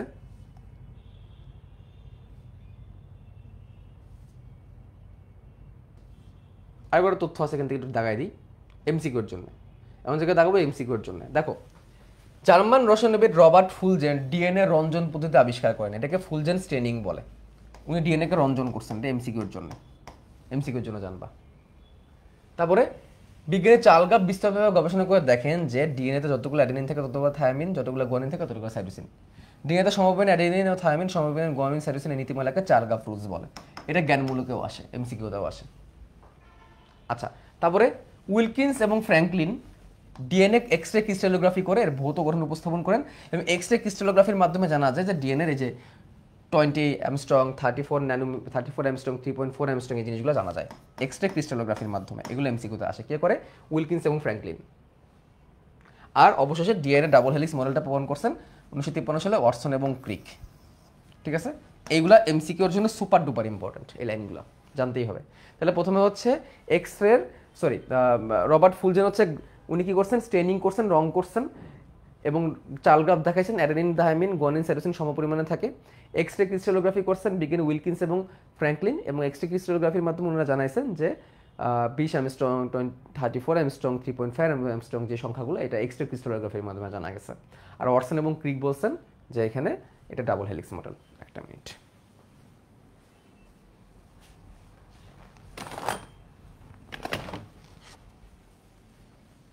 ঠিক আছে, এইগুলা পড়বা। তারপরে এখানে আরো কিছু তথ্য আছে। আমাদের কোষের ডিএনএ পরিমাণ 1 পিকোগ্রাম, আর মানুষের ডিপ্লয়েড কোষে 5 থেকে 6 পিকোগ্রাম ডিএনএ থাকে, আর সারা দেহে 100 গ্রাম ডিএনএ থাকে। তাহলে এখানে দুটো তথ্য বেশি গুরুত্বপূর্ণ, একটা কোষে 5 থেকে 6 পিকোগ্রাম ডিএনএ থাকে, সারা দেহে 100 গ্রাম ডিএনএ থাকে। এই দুটো কথা এমসিকিউর জন্য পড়বা। ঠিক আছে, হয়ে গেল। তাহলে আমাদের ডিএনএ থেকে এই ঘটনাগুলো শেষ। এখন যেটা আসতে পারে সেটা হচ্ছে ডিএনএর গুরুত্ব। ডিএনএর গুরুত্ব আসতে পারে পরীক্ষায়। যদি পরীক্ষায় ডিএনএ আসে, ডিএনএর গুরুত্ব আসে, তাহলে আমার ডিএনএর কাজ এই পাঠটুকু লিখব। ডিএনএর কাজ এই পাঠটুকু লিখব। ডিএনএর কাজ কি কি? দেখো ক্রোমোজোমের গাঠনিক উপাদান হচ্ছে ডিএনএ, ক্রোমোজোম তৈরি করতে গেলে ডিএনএ লাগে। বংশগতি আণবিক ভিত্তি হচ্ছে ডিএনএ, কারণ এখানে জিন থাকে। সকল বৈশিষ্ট্য ধারণ করে, কারণ জিন থাকে। বৈশিষ্ট্যগুলো বংশ পরম্পরায় বাচ্চাদের কাছে প্রেরণ করে, কারণ মা বাবার শুক্রাণু ডিম্বাণুর ভিতরে ডিএনএ থেকে সেটাই বাচ্চা কাচ্চার কাছে যায়। যাবতীয় বৈশিষ্ট্যের প্রকাশ করে স্বাভাবিক, যেহেতু ডিএনএ আছে। জীবের মিউটেশনের ভিত্তি হিসেবে কাজ করে। মিউটেশন মানে কি? জেনেটিক পরিবর্তন। তোমরা অনুজীব চ্যাপ্টারে পড়ছো। মিউটেশন কেমন হয়? যখন কোনো জেনেটিক পরিবর্তন হয়, জিনের পরিবর্তন হয়। যে জিনের পরিবর্তন মানে তো ডিএনএর পরিবর্তন। কোনো অংশে গোলযোগ দেখা গেলে তা মেরামত করে নিতে পারে। ডিএনএ তৈরি করার সময় যদি কোনো অংশে ত্রুটি হয়, ডিএনএ সেটাকে ঠিক করে নিতে পারে। এটাকে প্রুফ রিডিং বলে। এটা আমরা ডিএনএ রেপ্লিকেশন পড়ার সময় দেখব। ডিএনএ রেপ্লিকেশন বা প্রতিলিপন তৈরি করতে পারে, একটা ডিএনএ থেকে নতুন ডিএনএ তৈরি হতে পারে। জৈবিক সংকেত প্রেরক হচ্ছে ডিএনএ। ডিএনএ থেকে আরএনএ তৈরি হয়, যে সংকেত প্রেরণ করে প্রোটিন তৈরি করার জন্য। এগুলো আমরা পরে দেখব রেপ্লিকেশন ট্রান্সক্রিপশন পড়ার সময়। তাহলে এইটা হচ্ছে ডিএনএর কাজ, ভালো করে শিখে রাখতে হবে। ডিএনএর কাজ ভালো করে শিখে রাখতে হবে। ডিএনএ কাজ কিন্তু সৃজনশীল আসে। জীবদের ডিএনএর ভূমিকা, ঠিক আছে, এভাবে প্রশ্ন আসতে পারে। এই যে ডিএনএ কীভাবে, জীবদের ডিএনএর ভূমিকা, এটাও আসতে পারে পরীক্ষায়। ডিএনএ জৈবিক তাৎপর্য, একই কথা, আগে যেগুলো বলছে এগুলো একই। তাহলে যে কোনো একটা পড়বা তোমরা, যেটা আমি দাগাই দিলাম এটাই পড়ো। এই যে ডিএনএর জৈবিক তাৎপর্য আর আমি যেটা ডিএনএ গুরুত্ব দাগাইলাম একই জিনিস, ঠিক আছে। তাহলে আমি একটু ওগুলাকে স্লাইডে বসাই দিই।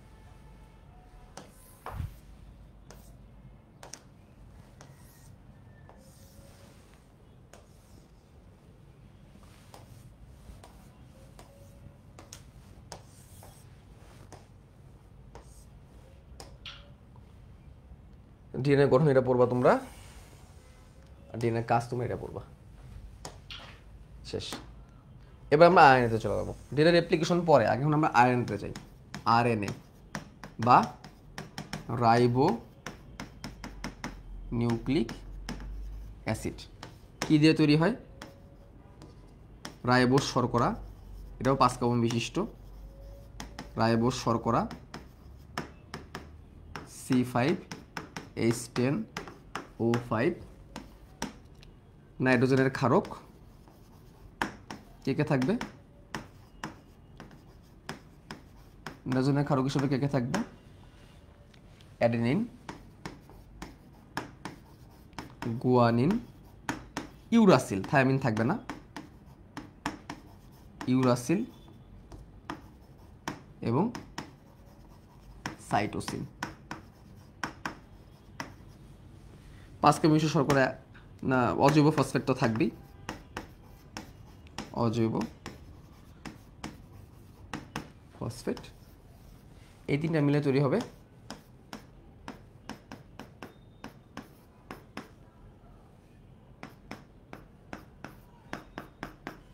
নিউক্লিওটাইড। এই হচ্ছে নিউক্লিওটাইড, ঠিক আছে। পাশাপাশি মনে রাখতে পারো এক সূত্রক, এটা একটা সূত্র, কোনো হাইড্রোজেন বন্ধন হয় না। এখানে কারোর সাথে কারো যুক্ত হয় কোনো প্যারা নাই, যে একজনের সাথে একজন যুক্ত হবে এরকম কোনো প্যারা নেই। এটা এক সূত্রক। হ্যাঁ,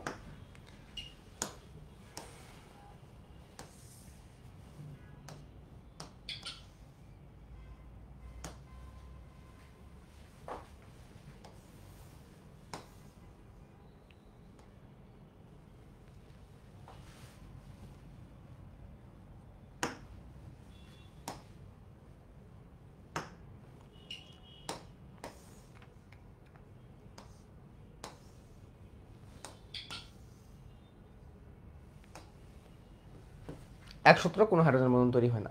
এখন দেখো আরএনএ কয় প্রকার? আরএনএ 5 প্রকার। আরএনএ হয় 5 প্রকার। কি কি? আরএনএ, রাইবোজোমাল আরএনএ, রাইবোজোম গঠন করে। আমরা নেক্সট দিন দেখবো রাইবোজোম তৈরি করতে গেলে আরএনএ লাগে। আরএনএ কি করে? রাইবোজোম গঠন করে। 50% আরএনএ এবং 50% প্রোটিন দিয়ে রাইবোজোম তৈরি হয়। তাহলে এর অবস্থান কোথায়? সাইটোপ্লাজমে, এবং এর পরিমাণ সব থেকে বেশি। মনে রাখবেন আরএনএ পরিমাণ সব থেকে বেশি, কারণ আরএনএ রাইবোজোম তৈরি করে, ঠিক আছে। আরএনএ কি তৈরি করে? রাইবোজোম তৈরি করে। এর পরিমাণটা সব থেকে বেশি থাকে, ঠিক আছে। 80 থেকে 90%, 80 থেকে 90% আরএনএ। টোটাল আরএনএ 80 থেকে 90% হচ্ছে আরএনএ এবং এর অবস্থান কোথায়? সাইটোপ্লাজমে। সাইটোপ্লাজমে। কেন সাইটোপ্লাজমে? কারণ সে আরএনএ তৈরি করে, রাইবোজোম তৈরি করে। 2 নম্বর আরএনএটার নাম কি? 2 নম্বর আরএনএর নাম কি? ধরো তারপর অবস্থানে বেশি পরিমাণ আছে টিআরএনএ ধরো দিলাম। এরপর আছে কি? টিআরএনএ। টিআরএনএ মানে কি? টিআরএনএ মানে হচ্ছে ট্রান্সফার আরএনএ। কি আরএনএ? Transfer RNA. সে হচ্ছে ট্রান্সফার করে, ঠিক আছে? তাহলে সে হচ্ছে ট্রান্সফার আরএনএ।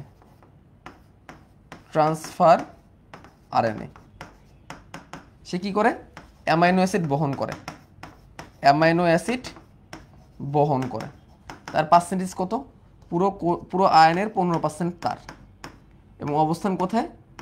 সাইটোপ্লাজমে। এর অবস্থান কোথায়? এর অবস্থান কোথায়? সাইটোপ্লাজমে। এর অবস্থান কোথায়? সাইটোপ্লাজমে। তারপরে হচ্ছে এমআরএনএ। এমআরএনএ মানে কি? Messenger RNA. এমআরএনএ মানে কি? Messenger RNA. সে কোথা থেকে আসে? সে ডিএনএ থেকে তৈরি হয়। ডিএনএ থেকে এমআরএনএ তৈরি হয়। কি প্রক্রিয়া? ট্রান্সক্রিপশন প্রক্রিয়ায়। তার কাজ কি? কোডন বহন করা। কোডন বহন করা,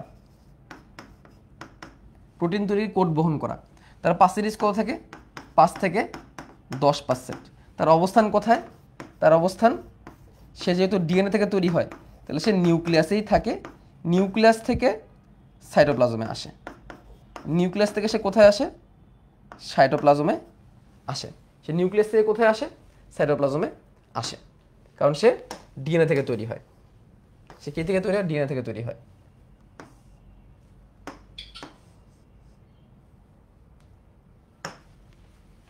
ওকে।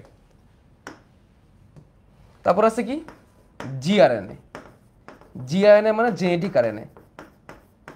Genetic RNA. এটা কাদের থাকে? ভাইরাসের থাকে। RNA virus. আরএনএ ভাইরাসের থাকে। আরএনএ ভাইরাসের তো ডিএনএ থাকে না, তো তাদের এই আরএনএটাই জেনেটিক বস্তু হিসেবে কাজ করে।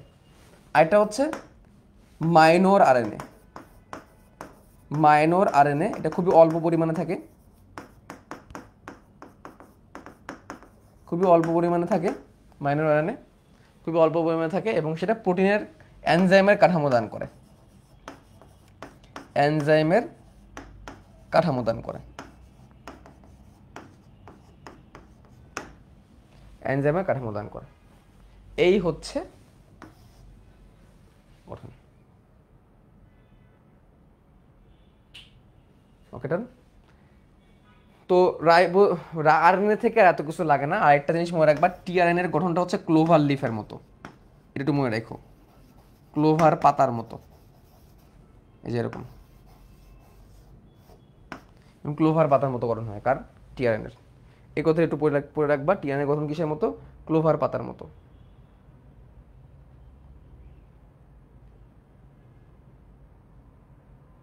আর টিআরএনএ অনেক ছোট হয় সাইজ।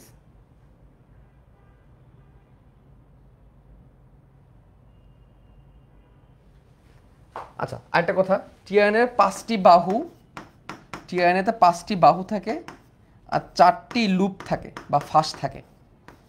4টি ফাঁস থাকে। এই কথা একটু এমসিকিউর জন্য পড়বা। এটা টিআরএনএ রিয়েল গঠন আঁকাইলে কেমন হবে দেখো। তো আমি ক্লোভার লিফের মতো গঠন রিয়েলটাই আঁকাই দিই। এই যে রিয়েল গঠনটা দেখো।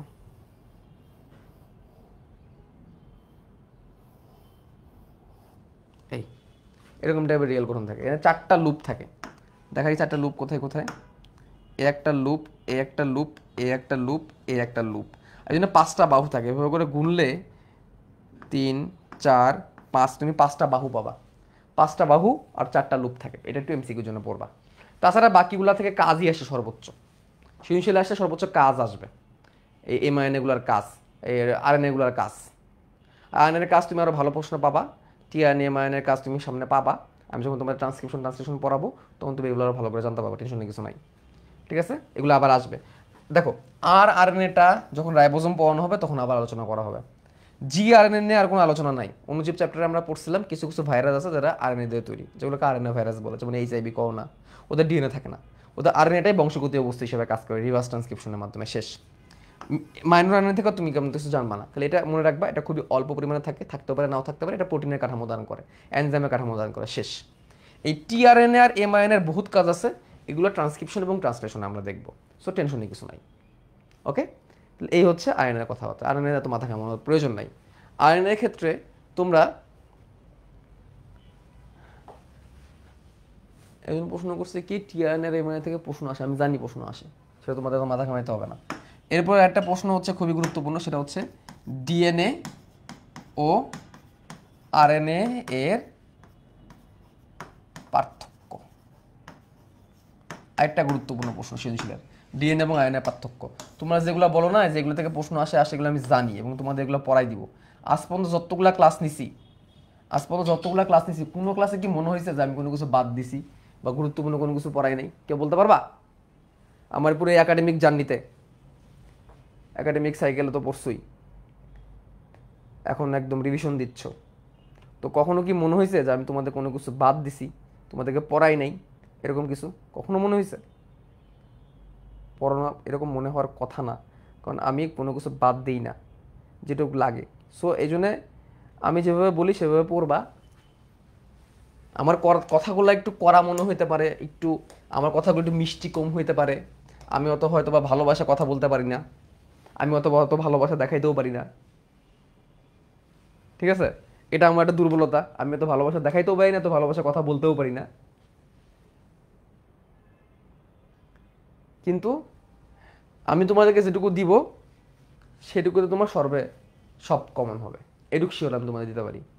তো আমার কথাগুলো তেতা, আমার সম্পর্কগুলোও তেতা, আমার সাথে যে মানুষগুলো মেশে তারাও যেন আমি কেমন তেতা, আমি খুব তেতা মনের মানুষ, আমি খুব কিপটা প্রকৃতির মানুষ, আমার এদিক থেকে আমি খুব এরকম টাইপের তেতা কিপটা এই টাইপের।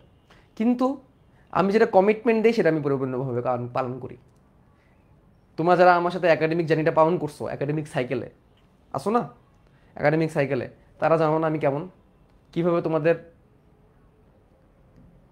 তোমাদেরকে আমি পড়াই, কিভাবে কতটুকু আমি তোমাদেরকে দেই বা দিছি, কোনো কিছুতে ঘাটতি দিছি, আরও বরঞ্চ বেশি দিছি। আমি যেটা কথা বলবো সেটা আমি তোমাদেরকে পরিপূর্ণভাবে দিব। হয়তো আমি মিষ্টি কথা একটু কম বলি, হয়তো আমি একটু মজার কথা কম বলি, ফান একটু কম করি, বা গল্পই করি না, পুরো ক্লাসের মাঝখানে দেখবো আমি গল্পই করি না। কেন করি না? কারণ আমি যেহেতু তোমাদের এক একটা মিনিট অনেক গুরুত্বপূর্ণ, আমার এক একটা মিনিট গুরুত্বপূর্ণ, তোমার এক একটা মিনিট গুরুত্বপূর্ণ। একটা ডাক্তারের কাছে গেলে তুমি ডাক্তারকে কি দাও? ভিজিট দাও। ডাক্তার তোমাকে ওষুধ লিখে দেয়, 1000 টাকা তুমি ভিজিট দাও, তুমি আসলে 1000 টাকাতে কি করছো? তার কাছ থেকে সেবা কিনতেছো। এবং সেবা কেনাটা বড় বিষয় না, বড় বিষয় হচ্ছে তুমি তার কাছ থেকে সময় কিনতেছো, তুমি তার কাছ থেকে 10 মিনিট 15 মিনিট সময় কিনতেছো। বুঝতে পারছো আমার কথাটা? সে যে ডাক্তার হইছে, একজন ব্যক্তি, এই যে তুমি যে প্রফেসরের কাছে যাও 1000 টাকা ভিজিট দাও বা 1500 টাকা ভিজিট দাও, তার এই পর্যন্ত আসতে 20 বছর সময় লাগছে, 15 বছর সময় লাগছে। সেই যে 15 এবং 20 বছর সময় লাগছে, মানে এখন তোমাকে যে সময়টা দিচ্ছে, তুমি সেই সময়ের মূল্য তুমি তাকে দাও, অ্যাকচুয়ালি তার অভিজ্ঞতার মূল্য তুমি তাকে দাও। সেম তোমরা যে কোর্সের টাকাগুলো দিছো না, তোমাদের কাছে যে টাকাগুলো আমরা পাই, এটা আমরা সেই অভিজ্ঞতার টাকাগুলো পাই। আমি আজ 8 বছর ধরে পড়াচ্ছি এগুলা, সে 2016 সাল থেকে বলতে পারো, 17, 18, 19, 20, 21, 22, 23, 24, 17, 18, 19, 20, 21, 22, 23, 24, 25, 8 থেকে 9 বছর ধরে আমি পড়াচ্ছি আমি এগুলো। সেই অভিজ্ঞতার জন্য তুমি টাকাটা দিচ্ছ, এবং আমি জানি কোনখান থেকে প্রশ্ন আসবে, কি তোমাদেরকে পড়াইতে হবে খুব ভালো করে জানি। কড়া কথা বলি বড় ভাই হিসেবে, তোমাদের বড় ভাই হলে এইভাবে কথা বলতো। কি বড় ভাই কি তোমাদেরকে মানে খুব আদর করে কথা বলে? বড় ভাই বা বড় আপুকে খুব আদর করে? না পড়লে কি আদর করে? কি করে? স্ট্রেট ফরওয়ার্ড কথাবার্তা, কিন্তু কখনো তোমাদের খারাপ চায়, কখনো তোমাদের খারাপ চায় না। আজকে একটা কথা মনে রাখবো, আমার বাবা বেঁচে থাকতে একটা কথা বলতো, সেটা কি জানো? কেউ যদি তোমার সাথে খুব ভালো ব্যবহার করে, খুব মিষ্টি কথা বলে, বুঝবা তার এখানে একটা স্বার্থ আছে। এটা আমার বাবার কথা ছিল, আমি এটা হারে হারে পালন করি আমার লাইফে এবং টের পাইছি। তোমার সাথে খুব মিষ্টি কথা বললে, খুব ভালো কথা বললে, বুঝবে এখানে একটা স্বার্থ আছে, এবং সেখানে স্বার্থটা তোমার থেকে কিছু পাওয়ার সত্ত্বেও তোমার ক্ষতি করার স্বার্থ, বা অ্যাটলিস্ট তোমার থেকে কিছু পাওয়ার সত্ত্বেও, তোমার ক্ষতি না, তোমার কিছু পাওয়ার সত্ত্বেও। আর যারা তোমার ভালো চায় তারা স্ট্রেট ফরওয়ার্ড কথাবার্তা বলবে, যেটা ভাল লাগছে তো লাগছে, হ্যাঁ ভাই আপনার ভালো লাগছে, খুব খারাপ লাগছে তো খারাপ লাগছে, না তোর কথা আমার ভালো লাগে নাই। স্ট্রেট ফরওয়ার্ড কথাবার্তা, যে তোমাকে স্ট্রেট ফরওয়ার্ড কথা বলে তোমাকে ভুল ধরাই দিবে, সে তোমার ভালো চায়, সে তোমার কখনো খারাপ চায় না। তার কথাগুলো খুব কড়া মনে হতে পারে, খুব তেতা মনে হতে পারে, একদম নিম পাতার মতো তেতা, বাট নিম পাতাই কিন্তু সব থেকে বেশি ওষুধি, নিম পাতার গুণই কিন্তু সব থেকে বেশি। তো তোমার বড় ভাই, তোমার বড় আপু তোমার আদর করে কথা বলবো, তোমাকে বকা বকা দিয়ে বুঝাবে, কিন্তু একটা সময় মনে হবে কি ভাইয়া ওর আপু ওয়াজ রাইট। তো তোমাদের এখন খারাপ লাগতে পারে, কিন্তু যখন তোমরা বড় হবা, যখন তোমরা আমার বয়সে যাবা, তখন যখন তোমরা তোমাদের ছোটদেরকে বুঝাবা বা যখন তোমার বাবা মা হবা, তখন তোমাদের মনে হবে আচ্ছা ঠিক আছে ভাইয়া যা বলছিল যে তেতা কথাই ভালো, নিম পাতাই ভালো, নিম পাতাই ওষুধি গুণ বেশি, এটাই সত্য। এগুলো স্ট্রেট ফরওয়ার্ড কথা। আমি স্ট্রেট ফরওয়ার্ড মানুষ, আমার কথা ভালো নাও লাগতে পারে। আমার সাথে যারা মেশে তাদের মধ্যে 80% মানুষেরই আমার কথা ভালো লাগে না, তেতা লাগে, কিন্তু লং রানে তারা বুঝে যায় ম্যাচুরিটি ওয়াজ শুভ্র ভাই ইজ রাইট, বা ম্যাচুরিটি ইজ শুভ্র ভাই ওয়াজ রাইট, এই কথাটা তারা বলে যে শুভ্র ভাই যেটা বলছে ঠিকই বলছে। বুঝছো কি বলছি? ওকে, আসো ডিএনআরএনএ পার্থক্যটা আমরা স্ক্রিনশট নিয়ে নিই। স্ক্রিনশট নিয়ে এখান থেকে দাগায় পড়াই দিই। এখানে আমার তো নিজের মতো পড়ানোর কিছু নেই, বাট এটা সৃজনশীল আসবে। ডিএনআরএনএর পার্থক্য সৃজনশীল আসবে, আবার বলে দিচ্ছি, এটা সৃজনশীল আসবে।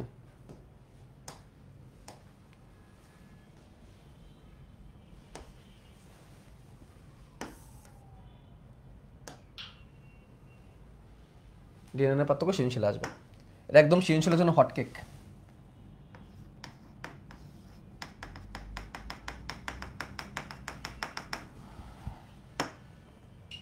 দেখো ডিএনএর দ্বিসূত্রক পেঁচানো সিঁড়ির মতো, আয়নে একসূত্রক শিকলের ন্যায়। তবে তোমরা অণুজীব চ্যাপ্টারে এই জিনিসটা পড়ছো, ঠিক আছে? অণুজীব চ্যাপ্টারে একটা কথা পড়ছো, সেটা হচ্ছে যে একসূত্রক ডিএনএও থাকতে পারে, দ্বিসূত্রক আয়নেও থাকতে পারে। যেমন পারভেরিডি গোত্রের ভাইরাসের ডিএনএ একসূত্রক, আর রিওভেরিডি গোত্রের ভাইরাসের আরএনএ দ্বিসূত্রক, এটা তোমরা পড়ছো।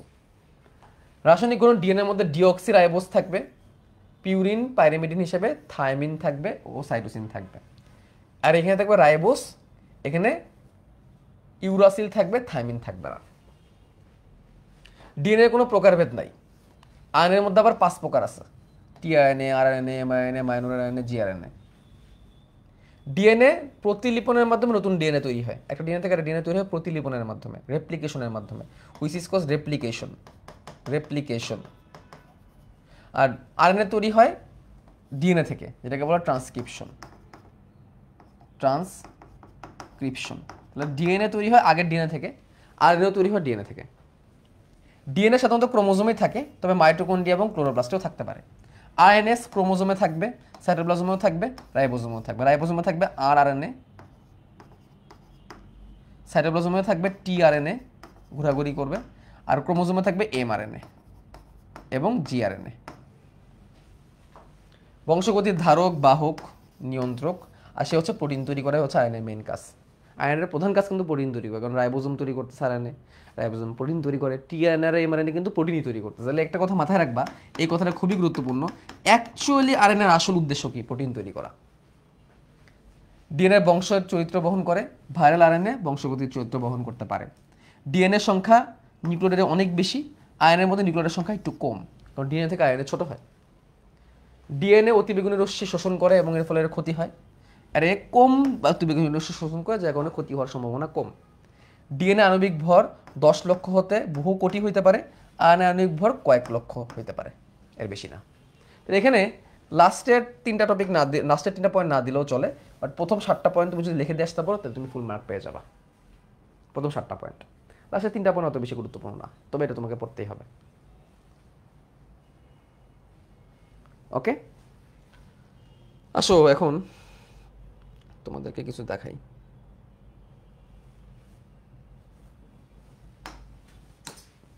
কিছু প্রশ্ন,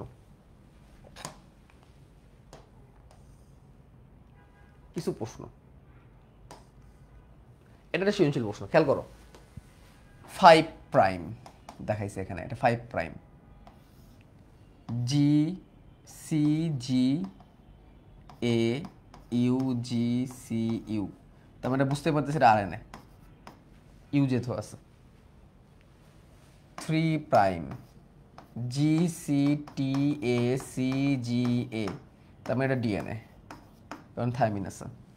5 prime to 3 prime, C G A T G C T, তো এটা ডিএনএ, এটাও ডিএনএ। এবং একটা মজার জিনিস কি, এটাকে উল্টাই দিলে এটা হয়, দেখো এটাকে উল্টায় দাও, তাহলে C G A T G C টি, এই যে এটা এটার বিপরীত। ডিএনএ আরএনএ বুঝাইছে আর কি। আচ্ছা, ট্রিপলেট করণ বলতে কি বুঝো? 3টা ক্ষারকে তুমি যদি একসাথে আনো আরএনএর এ ইউ জি, এটাকে বলা হবে ট্রিপলেট। পরপর 3টা নাইট্রোজেনের ক্ষারক বিশিষ্ট নিউক্লিওটাইডকে একসাথে এনে যদি কোনো অর্থ প্রকাশ করে তাহলে সেটা হবে ট্রিপলেট। এটা আয়নের থেকে যখন আমরা ডিএনএ থেকে আয়ন তৈরি করবো তখন শিখবো। অর্থাৎ 3টা ক্ষারককে পাশাপাশি রেখে তুমি যদি একটা কোড তৈরি করতে পারো বা একটা মানে একটা বিন্যাস তৈরি করতে পারো সেটা হচ্ছে ট্রিপলেট। কিউ চিত্রের ভৌত গঠনের বৈশিষ্ট্য উল্লেখ করো। কিউ চিত্রটা কি? কিউ চিত্রটা কি? এই যে এটা কিউ চিত্র। কিউ চিত্র অ্যাকচুয়ালি কে? ডিএনএ। তা ডিএনএ ভৌত গঠনের বৈশিষ্ট্য পারবা না? ভৌত গঠনের বৈশিষ্ট্য মানে ভৌত গঠন চাইছে এখানে, বাহ্যিক গঠন, রাসায়নিক গঠন না, ভৌত গঠন। ওভারঅল গঠন দিয়ে দিবা তাহলেই হয়ে যাবে। এটা কিন্তু একটা প্রশ্ন। পি ও কিউ চিত্রের মধ্যে বৈসাদৃশ্য বিশ্লেষণ করো। পিতে আছে আরএনএ, কিউতে আছে ডিএনএ, তাহলে ডিএনএ এর পার্থক্য দেখো। একটা প্রশ্ন কত পেঁচাইছে প্রশ্নটা, বাট আসলে প্রশ্নটা কত সহজ, ধরতে পারলেই সহজ। তারপরে প্রশ্ন ট্রান্সক্রিপশন ট্রান্সলেশন। তোমাদের একটা জিনিস বলে রাখি, এটা আমি নেক্সটে পড়াবো। ডিএনএ থেকে ডিএনএ তৈরি হওয়াকে বলা হয় রেপ্লিকেশন। ডিএনএ থেকে ডিএনএ তৈরি হওয়াকে বলা হয় রেপ্লিকেশন, এটা আমরা এখনো পড়াই নাই। ডিএনএ থেকে আরএনএ তৈরি হওয়াকে বলা হয় ট্রান্সক্রিপশন। আরএনএ থেকে একটা সময় প্রোটিন তৈরি হবে, এটাই বুঝলাম, প্রোটিন তৈরি করে আরএনএ এর কাজ, এটা হবে ট্রান্সলেশন। ট্রান্সলেশন বা অনুবাদ। তাহলে পি ট্রান্সক্রিপশন, তাহলে পি তারপর ট্রান্সক্রিপশন, কিউ ট্রান্সলেশন, আর ট্রান্সলেশনের ফলে আরটা তাহলে কি হবে? প্রোটিন। এটা হবে এমআরএনএ, আর এটা হবে ডিএনএ। তাহলে পি হচ্ছে ডিএনএ যেখান থেকে এমআরএনএ তৈরি হয়েছে ট্রান্সক্রিপশন পদ্ধতিতে, আর এমআরএনএ থেকে প্রোটিন তৈরি হয়েছে ট্রান্সলেশন পদ্ধতিতে। এটাই দেখাচ্ছে এখানে। এগুলোকে একসাথে সেন্ট্রাল ডগমা বলে। আচ্ছা, অক্সিজম কিনা দরকার নেই, লাইসোজোম আত্মগতি থলিকা কেন বলা হয় এটা আমরা পরে পড়বো। উদ্দীপকে পি এর গঠন বর্ণনা করো। পি মানে কে? ডিএনএ এর গঠন বর্ণনা করতে বলছে। জীবদেহে আর এর ভূমিকা আলোচনা করো। আর মানে হচ্ছে এমআরএনএ, সরি প্রোটিন, প্রোটিনের ভূমিকা, জীবদেহে প্রোটিনের ভূমিকা, জীবদেহে প্রোটিনের ভূমিকা। এটা লিখে ফেলতে পারবা, সমস্যা নেই, সহজ আছে। প্রোটিন দিয়ে যা যা হয় পুরোটাই। কোশ্চেন ধরতে পাওয়াটাই সব থেকে বড় জিনিস। কোশ্চেন ধরতে পারলে আনসার করা সহজ। জীবকোষে 2 ধরনের জৈব অ্যাসিড আছে, যার একটি দ্বিসূত্রক হুইচ ইজ ডিএনএ, বংশগতির বৈশিষ্ট্য বহন করে, আর এটি একসূত্রক যা প্রোটিন তৈরি করে হুইচ ইজ আরএনএ। দ্বিসূত্রক অণুটি কিভাবে গঠিত হয়? তার মানে কি? ডিএনএ এর গঠন দিলেই হবে। ডিএনএ কিভাবে রেপ্লিকেশন হয় সেটা চাই নাই, কিভাবে গঠন হয় সেটা চাইছে। উদ্দীপকে 2 প্রকার জৈব অ্যাসিডের মধ্যে তুলনা করো। DNA versus RNA. দেখছো কতবার আসছে? এগুলো কিন্তু বিভিন্ন বছর বোর্ডে আসা প্রশ্ন, আমার বানানো প্রশ্ন না, বোর্ডে আসা প্রশ্ন। দেখো এখানে একটা ডিএনএ থেকে ডিএনএ তৈরি হচ্ছে, এই যে একটা ডিএনএ থেকে ডিএনএ তৈরি হচ্ছে, এবং খেয়াল করো একটু ভালো করে, এটা একটা ডিএনএ, সেখান থেকে নতুন ডিএনএ তৈরি হয়েছে হুইচ ইজ রেপ্লিকেশন। আর এখানে ইউরাসিল আছে, তারপর এখান থেকে আরএনএ তৈরি হয়েছে, ডিএনএ থেকে আরএনএ তৈরি হয়েছে। ইউরাসিল দেখে বুঝবা আরএনএ। তাহলে এর পরবর্তীতে যে প্রক্রিয়া অংশগ্রহণ করবে তাতে অ্যামাইনো অ্যাসিডের বহনকারী যৌগের চিহ্নিত চিত্র অঙ্কন করো। এ পরবর্তীতে যে যৌগ তৈরি করবে, এ কি তৈরি করবে?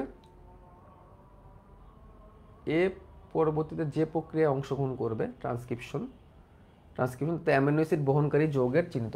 অ্যামাইনো অ্যাসিড বহনকারী যৌগ হচ্ছে টিআরএনএ। টিআরএনএ চিত্র চাইছে, বা শুধু আরএনএ চিত্র দিলেও হবে, শুধু আরএনএ চিত্র। অ্যামাইনো অ্যাসিড বহনকারী হচ্ছে আরএনএ, টিআরএনএ পেশায় যাবে, শুধু আরএনএ চিত্র দিলেই হবে। তবে টিআরএনএ চিত্র তোমরা পারবা, দেখো টিআরএনএ চিত্র দিলেও তোমরা পারবা।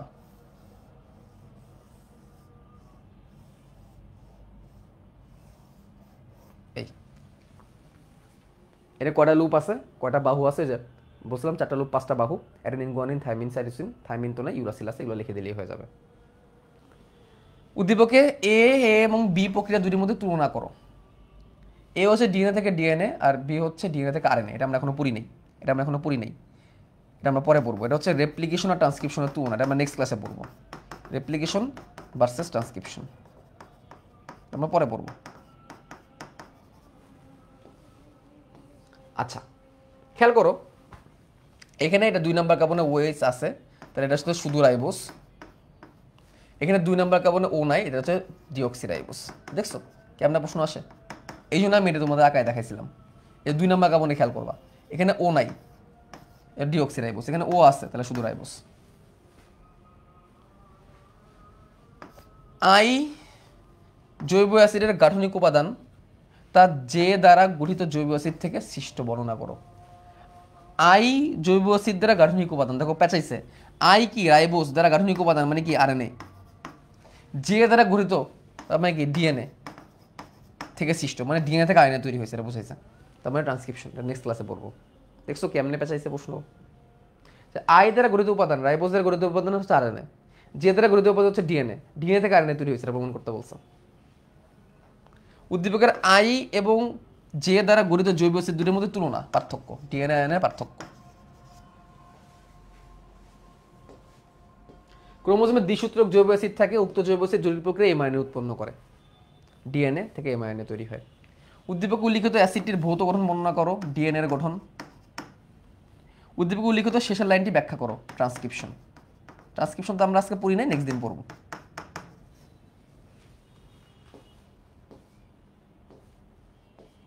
আচ্ছা, এটা ডিএনএ এর গঠন, এখানে একটু পাক বোঝানো হয়েছে 34 অ্যামস্ট্রং দেখায়, আর এখানে ব্যাস বোঝানো হয়েছে 20 অ্যামস্ট্রং, ডিএনএ দেখাইছে। কিভাবে নিউক্লিওটাইড গঠিত হয়? 5 কেমিস্টার শর্করা, নাইট্রোজেনের ক্ষার আর অজৈব ফসফেট দিয়ে নিউক্লিওটাইড তৈরি হয়, চিত্র দিয়ে দেখাই দিবা। উদ্দীপক উল্লিখিত চিত্রটির গঠন কিভাবে প্রতিরূপ সৃষ্টি করে? তোমার ডিএনএ থেকে ডিএনএ, নেক্সট ক্লাসে বলবো ডিএনএ থেকে কিভাবে ডিএনএ তৈরি হয়। চিত্র পি বর্ণিত গঠনটি জীবের বংশগতির বাহক, ব্যাখ্যা করো। গুরুত্ব, ডিএনএ কে কেন বংশগতির বাহক বলা হয়, একটু আগে আমরা এগুলো পড়ছি। ডিএনএ বৈশিষ্ট্য ধারণ করে, এখানে জিন আছে, জিনের পরিবর্তন হলে বৈশিষ্ট্যের পরিবর্তন হয়, বংশ পরম্পরায় অন্য ইয়েতে যায়, মিউটেশন করতে পারে, বৈশিষ্ট্যের ধারণ করতে পারে, বৈশিষ্ট্য প্রকাশ করতে পারে, বৈশিষ্ট্য পরিবর্তন করতে পারে, এই তো শেষ। জীবকোষে দুটি জৈব অণু আছে, একটি জীবের আণবিক ভিত্তিতে মানে ডিএনএ, অন্যটি প্রথমটির সহযোগী হিসাবে প্রথমটি থেকেই উৎপন্ন হয়। তার মানে প্রথমটা হচ্ছে ডিএনএ আর অণুটাকে বলছে প্রথমটা থেকেই তৈরি হয়, তার মানে আরএনএ। প্রথম অণুর গঠন বর্ণনা করো, ডিএনএ গঠন। প্রথম ও দ্বিতীয় অণুর জৈবিক তাৎপর্য ব্যাখ্যা করো। ডিএনএ আরএনএ উভয়ের তাৎপর্য একই, ডিএনএ আরএনএ তাৎপর্য মোটামুটি একই। আরএনএর ক্ষেত্রে খালি এক্সট্রাভাবে অ্যাড করে দিবা, এটা প্রোটিন তৈরি করে, অনেক ভাইরাসের ক্ষেত্রে জেনেটিক বস্তু হিসেবে কাজ করে, অ্যামিনো অ্যাসিড বহন করতে হেল্প করে, এইটুকুই শেষ। প্রথমে ডিএনএর তাৎপর্য লিখবা, লিখে আরএনএ 2-3টা কাজ লিখে দিবা, তাহলেই হয়ে যাবে। ডান। তাহলে আমাদের ডিএনএ পার্ট থেকে যা যা আসার মতো ছিল, নিউক্লিওটাইডের পার্ট থেকে সব আমাদের পড়া হয়ে গেছে। নিউক্লিওটাইড পার্ট থেকে যা যা আসতে পারতো সব পড়া হয়ে গেছে। তুমি স্লাইডও পেয়ে যাবা, প্রশ্নও পেয়ে যাবে, টেনশনের কিছু নাই। স্লাইডও পাবা, প্রশ্নও পাবা। আসো আমরা একটু ক্রোমোজোম পার্টটা একটু দেখে ফেলি, তাহলে আমাদের একটা বড় অংশ শেষ হয়ে যাবে। ক্রোমোজোম, ক্রোম মানে হচ্ছে রং, আর জোম মানে হচ্ছে ধারণকারী। ক্রোমোজোম মানে হচ্ছে রং ধারণকারী। আবিষ্কারক হচ্ছে বিজ্ঞানী স্টার্চ বার্গার, আবিষ্কারক হচ্ছে বিজ্ঞানী স্টার্চ বার্গার। যখন এরকম পেঁচানো থাকবে কোষ বিভাজন শুরু হওয়ার আগে, তখন এটাকে বলা হবে ক্রোমাটিন। তখন এটাকে বলা হবে ক্রোমাটিন। যখন পানি ত্যাগ করে খাটো মোটা হবে, কখন? প্রোফেজে। প্রোফেজে শুরুতে পানি ত্যাগ করে খাটো মোটা হয়, তখন এরকম দেখা যায়, তখন এর নাম হয় ক্রোমোজোম। আর প্রোফেজের শেষে এই সেন্ট্রোমিয়ার ব্যতীত এরকম লম্বা লম্বা ভাগ হয়ে যায়, তখন এটাকে বলা হয় ক্রোমাটিড। এটা কখন? প্রোফেজের শেষে।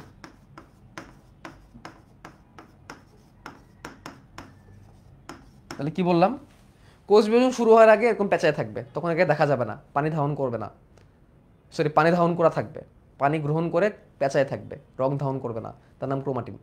প্রোফেজের শুরুতে পানি ত্যাগ করে খাটো মোটা হবে, তখন তাকে দেখা যাবে, গোনা যাবে, রং ধারণ করবে, তার নাম ক্রোমোজোম, যেটা বিজ্ঞানী স্টার্সবার্গার দেখছিল। আর প্রোফেজের শেষের দিকে পানি ত্যাগ মাছ বরাবর ভাগ হয়ে যাবে। কোষ বিভাজন তোমাদেরকে কিন্তু পড়াইছি, কোষ বিভাজন মনে হয় তোমাদের তোফেল হয়ে পড়াইছেন, তাই না? দেখাইছেন তো এটা। তাহলে ক্রোমোজোম, ক্রোমাটিন, ক্রোমাটিড পড়াইছেন না এটা তোমাদেরকে? আচ্ছা, এই হচ্ছে ক্রোমাটিড, বুঝছি। এখন এই ক্রোমাটিন থেকে আবার দুটো জিনিস মনে রাখবা, ক্রোমাটিন থেকে আবার দুটো জিনিস মনে রাখবা। যেই ক্রোমাটিনটা এরকম অল্প পেঁচানো থাকবে, এটাকে বলা হবে ইউক্রোমাটিন। ইউক্রোমাটিন, যেই ক্রোমাটিনটা অল্প পেঁচানো থাকবে এটা ইউক্রোমাটিন।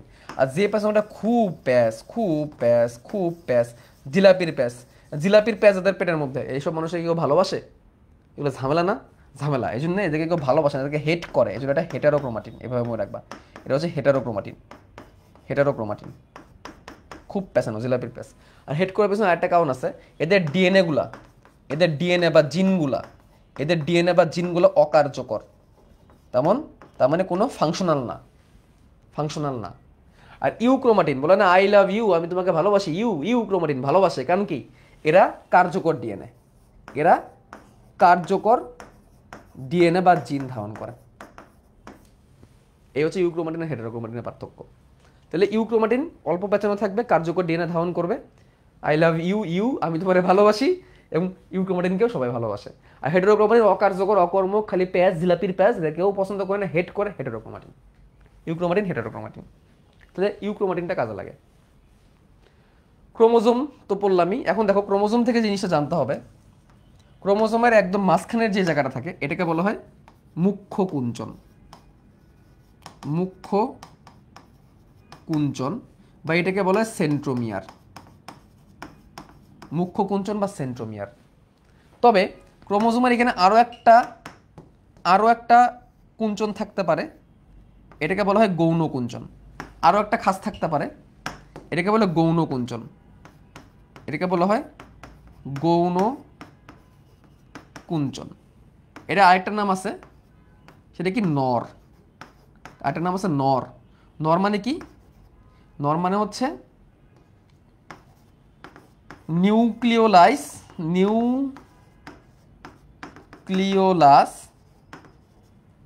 অরিজিনেটর মানে সাংগঠনিক রিজিয়ন, মানে এই জায়গা থেকে নিউক্লিওলাস গঠন হয়। নিউক্লিওলাস পুনর্গঠন অঞ্চল, নিউক্লিওলাস অর্গানাইজেশন রিজিয়ন, এখান থেকে নিউক্লিওলাস তৈরি হয়। এটা তোমাদের আমি একটু দেখাই, আসো। এই ধরো মুখ্য কুঞ্চন, এই হচ্ছে ক্রোমোজোমের একটা বাহু, পেঁচানো সুতা দিয়ে তৈরি। আর এই হচ্ছে ক্রোমোজোম আরেকটা বাহু। এখানে একটা খাস তৈরি করলো, আবার তৈরি হলো। তাহলে এটা হচ্ছে প্রধান কুঞ্চন বা সেন্ট্রোমিয়ার।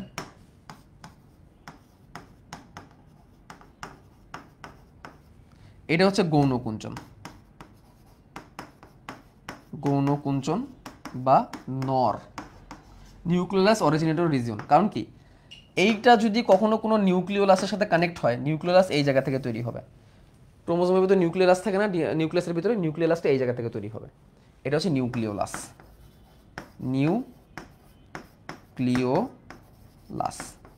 ব্যাপারে তোমাদের আমি আরেকটু বুঝাই। ধরো এই হচ্ছে একটা নিউক্লিয়াস,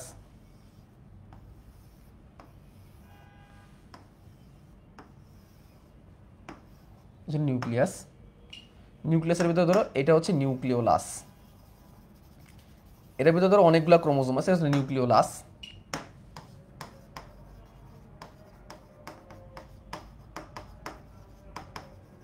এখানে ধরো অনেকগুলো ক্রোমোজোম আছে, একটা ক্রোমোজোম, এ ধরো আরেকটা ক্রোমোজোম, এ ধরো আরেকটা ক্রোমোজোম, একটা ক্রোমোজোম, একটা ক্রোমোজোম, এই ধরো আরেকটা ক্রোমোজোম। অনেকগুলো ক্রোমোজোম আছে এখানে। খেয়াল করো সবগুলো ক্রোমোজোম কিন্তু নিউক্লিওলাসকে টাচ করে না। এখানে হলুদ ক্রোমোজোমটা দেখো, সে টাচ করছে। লাল ক্রোমোজোমটা দেখো, সে কিন্তু টাচ করছে। এই দুটো ক্রোমোজোম টাচ করছে, এই জন্যে এই ক্রোমোজোমগুলোকে বলা হবে স্যাট ক্রোমোজোম। স্যাট ক্রোমোজোম, তারা টাচ করছে, বাকিগুলো টাচ করে নাই। এটা একটা স্যাট ক্রোমোজোম। কেন তারা স্যাট ক্রোমোজোম? কারণ তাদের স্যাটেলাইট আছে। কোন জায়গাটা স্যাটেলাইট? কোন জায়গাটা স্যাটেলাইট? এই যে এইটুক জায়গা হচ্ছে স্যাটেলাইট, এই যে এইটুক জায়গা হচ্ছে স্যাটেলাইট, এই যে এইটুক জায়গা, এই জায়গাটা হচ্ছে স্যাটেলাইট, স্যাটেলাইট। এই যে এই জায়গাটুকু হচ্ছে স্যাটেলাইট, এই জায়গাটা হচ্ছে স্যাটেলাইট। যেটুকু জায়গা নিউক্লিওলাসের সাথে কানেক্টেড ওই জায়গাটুকু বলা হয় স্যাটেলাইট। তাহলে ক্রোমোজোমের যে অংশ নিউক্লিওলাসের সাথে কানেক্ট থাকবে ওই জায়গাটাকে বলা হবে স্যাটেলাইট, আর যে ক্রোমোজোম কানেক্টেড থাকবে সেই ক্রোমোজোমকে বলে স্যাট ক্রোমোজোম। ছোলার 1 নম্বর ক্রোমোজোম স্যাট ক্রোমোজোম, তোমাদের এমসিকিউতে আছে। ছোলার 1 নম্বর ক্রোমোজোম, ছোলার 1 নং ক্রোমোজোম, এটাকে আমরা স্যাট ক্রোমোজোম বলি। ছোলার 1 নম্বর ক্রোমোজোমকে আমরা কি বলি? স্যাট ক্রোমোজোম বলি, কারণ সে নিউক্লিওলাসের সাথে কি করতে পারে? কানেক্ট করতে পারে।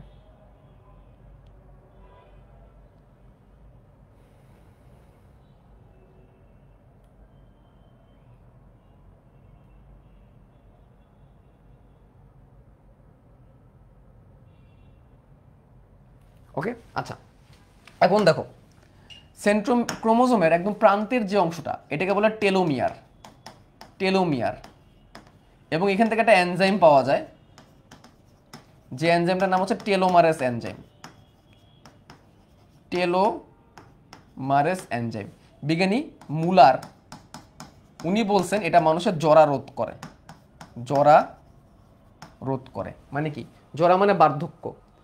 যত বয়স বাড়তে থাকে তখন ক্রোমোজোমের মাথাটা ক্ষয় হতে থাকে, যত বয়স বাড়তে থাকে ক্রোমোজোমের মাথা ক্ষয় হতে থাকে, এবং ক্রোমোজোমের মাথা ক্ষয় হইতে হইতে ক্রোমোজোম ক্ষয় হয়ে যায় এবং তখন মানুষের বার্ধক্য বাড়তে থাকে, টেলোমেরাস এনজাইম তখন কমতে থাকে। এই প্রান্তের এই জায়গা থেকে টেলোমেরাস এনজাইম খাওয়ানো হয়, যে টেলোমেরাস এনজাইম মানুষের বার্ধক্য, মানুষের বুড়িয়ে হয়ে যাওয়াকে আটকায়। বিজ্ঞানী এই যে মুলারের কথাটা বলছে, তাহলে এটা এমসিকিউর জন্য জানবা। আচ্ছা এটা নিয়ে জানো, এই সেন্ট্রোমিয়ারের দুই পাশে এরকম দুটো জায়গা আছে, এটাকে বলা হয় কাইনেটোকর। এই জায়গাটাকে বলে কাইনেটোকর, কাইনেটোকর। এই কাইনেটোকরে আছে মোটর প্রোটিন, এই কাইনেটোকরে আছে মোটর প্রোটিন। এই মোটর প্রোটিনের সাথে কে কানেক্ট হয়? স্পিন্ডল তন্তু তারে কানেক্ট হয়। কি কানেক্ট হয়? স্পিন্ডল তন্তু কানেক্ট হয়। এবং স্পিন্ডল তন্তু কানেক্ট হয়ে কোষ বিভাজনের সময় প্রোমেটাফেজ ধাপে বা মেটাফেজ ধাপে এটা বিষুবীজন চলে আসে। তাহলে আমি কি বললাম? সেন্ট্রোমিয়ারের কাইনেটোকর মোটর প্রোটিনে, সেন্ট্রোমিয়ারের কাইনেটোকরে মোটর প্রোটিনে স্পিন্ডল তন্তু কানেক্ট হয় এবং সেই স্পিন্ডল তন্তু ধরে ক্রোমোজোমগুলো সামনে পিছনে বিষুবীয় অঞ্চলে চলতে পারে। ঠিক আছে, তাহলে এই কথাগুলো কিন্তু মাথায় রাখতে হবে। ওকে, আচ্ছা আর কিছু বাদ গেল কিনা একটু দাঁড়াও দেখি।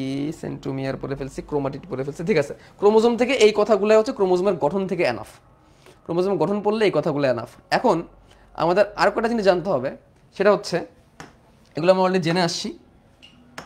ক্রোমোজোমের এরকম ভি আকৃতি দান করে তাহলে সেটা মেটাসেন্ট্রিক।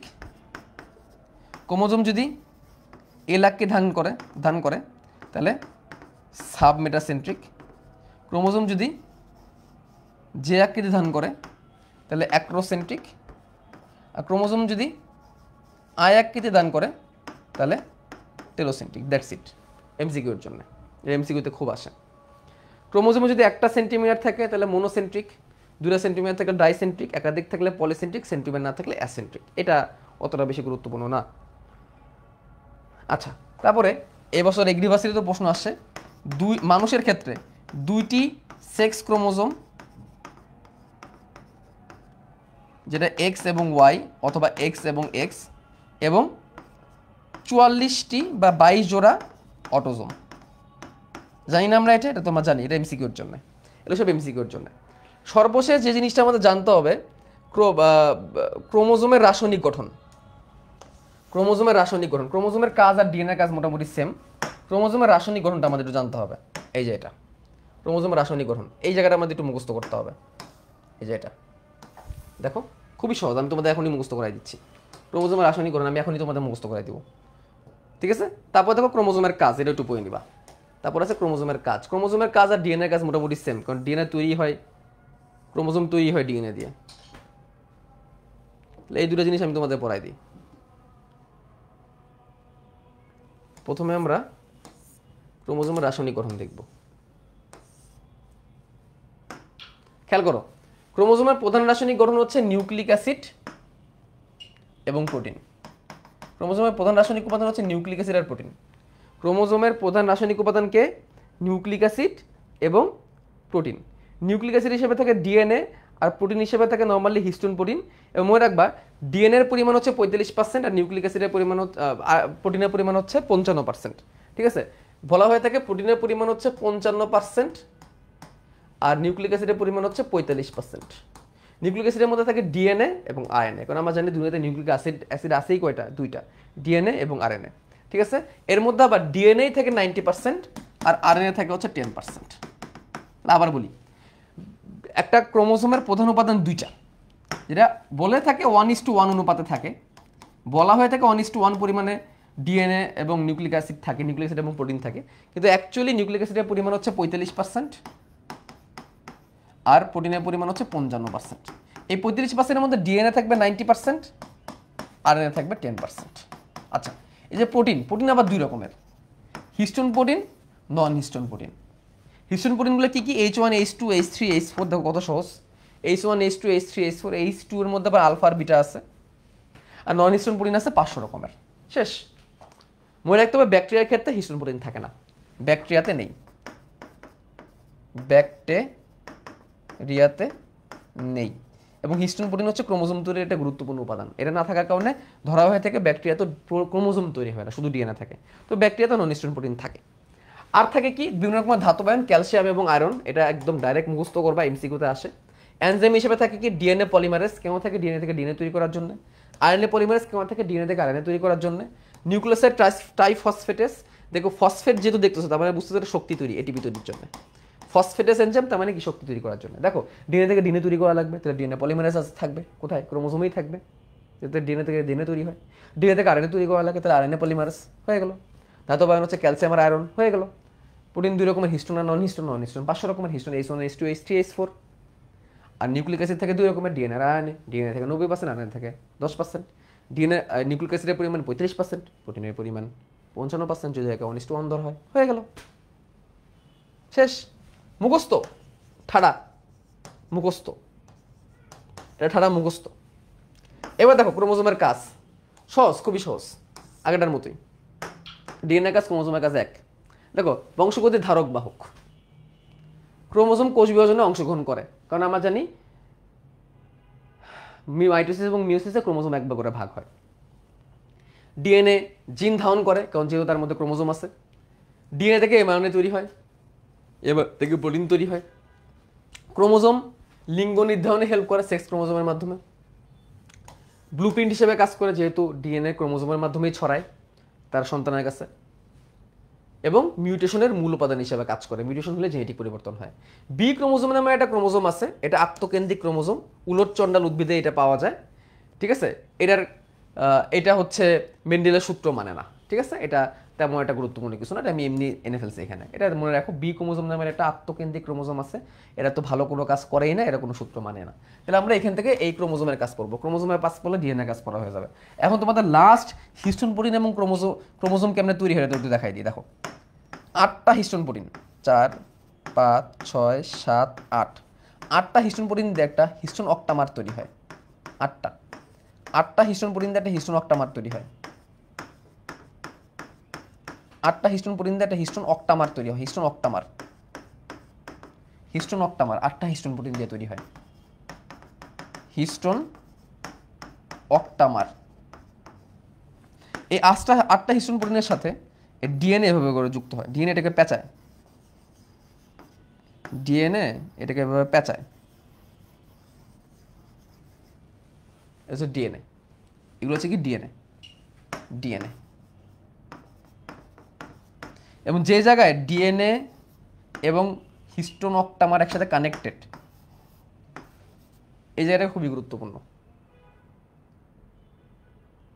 ঠিক আছে, এটার নাম কি তোমাদের কাছে আমি প্রশ্ন করে রাখলাম, বের করবা। তো এইভাবে পেঁচায় এটা একটা সময় এই হিস্টোন প্রোটিন আর ডিএনএ মিলেই কিসে পরিণত হয়? ক্রোমোজোমে পরিণত হয়। এটা মিলে ক্রোমোজোমে পরিণত হয়। তাহলে তুমি এটা বুঝে গেছো, ক্রোমোজোম তৈরি করতে গেলে ডিএনএ হিস্টোন প্রোটিন লাগবে। হিস্টোন প্রোটিনকে ডিএনএ পেঁচায়, 8টা হিস্টোন প্রোটিন দিয়ে হিস্টোন অক্টামার তৈরি করে ডিএনএটাকে পচায়। এটা কি নাম তুমি একটু খুঁজে বের করবে, ক্রোমোজোমেই আছে। তোমাদের একটা টাস্ক দিলাম, দেখি কেউ বলতে পারে কিনা। আর এভাবেই ক্রোমোজোম তৈরি হয়। এটাই হচ্ছে ক্রোমোজোমের মেন গঠন উপাদান। সো আজকে আর আগাবো না, তোমাদের ক্রোমোজোম পড়ানো হয়ে গেছে। ক্রোমোজোমের একটা চার্ট আছে, সেই চার্টটা আমি দাগায় দিয়ে দিব না তোমাদেরকে। তোমাদের বইয়ে একটা ক্রোমোজোমের চার্ট আছে, ওই চার্টটা দিয়ে দিব না, ওটা তুমি এমসিকিউর জন্য পড়ে নিও। আমি যেগুলো দাগবে এগুলো দাগায় দিব না। ঠিক আছে, থ্যাংক ইউ ভেরি মাচ। তোমার সবাই ভালো থাকো, সুস্থ থাকো। দেখা হয়ে যাবে তোমাদের সাথে কালকে রাতে। তারপর কালকে রাতে আমরা ইনশাআল্লাহ রেপ্লিকেশন ট্রান্সক্রিপশনগুলো পড়ার চেষ্টা করবো। ঠিক আছে, আল্লাহ হাফিজ।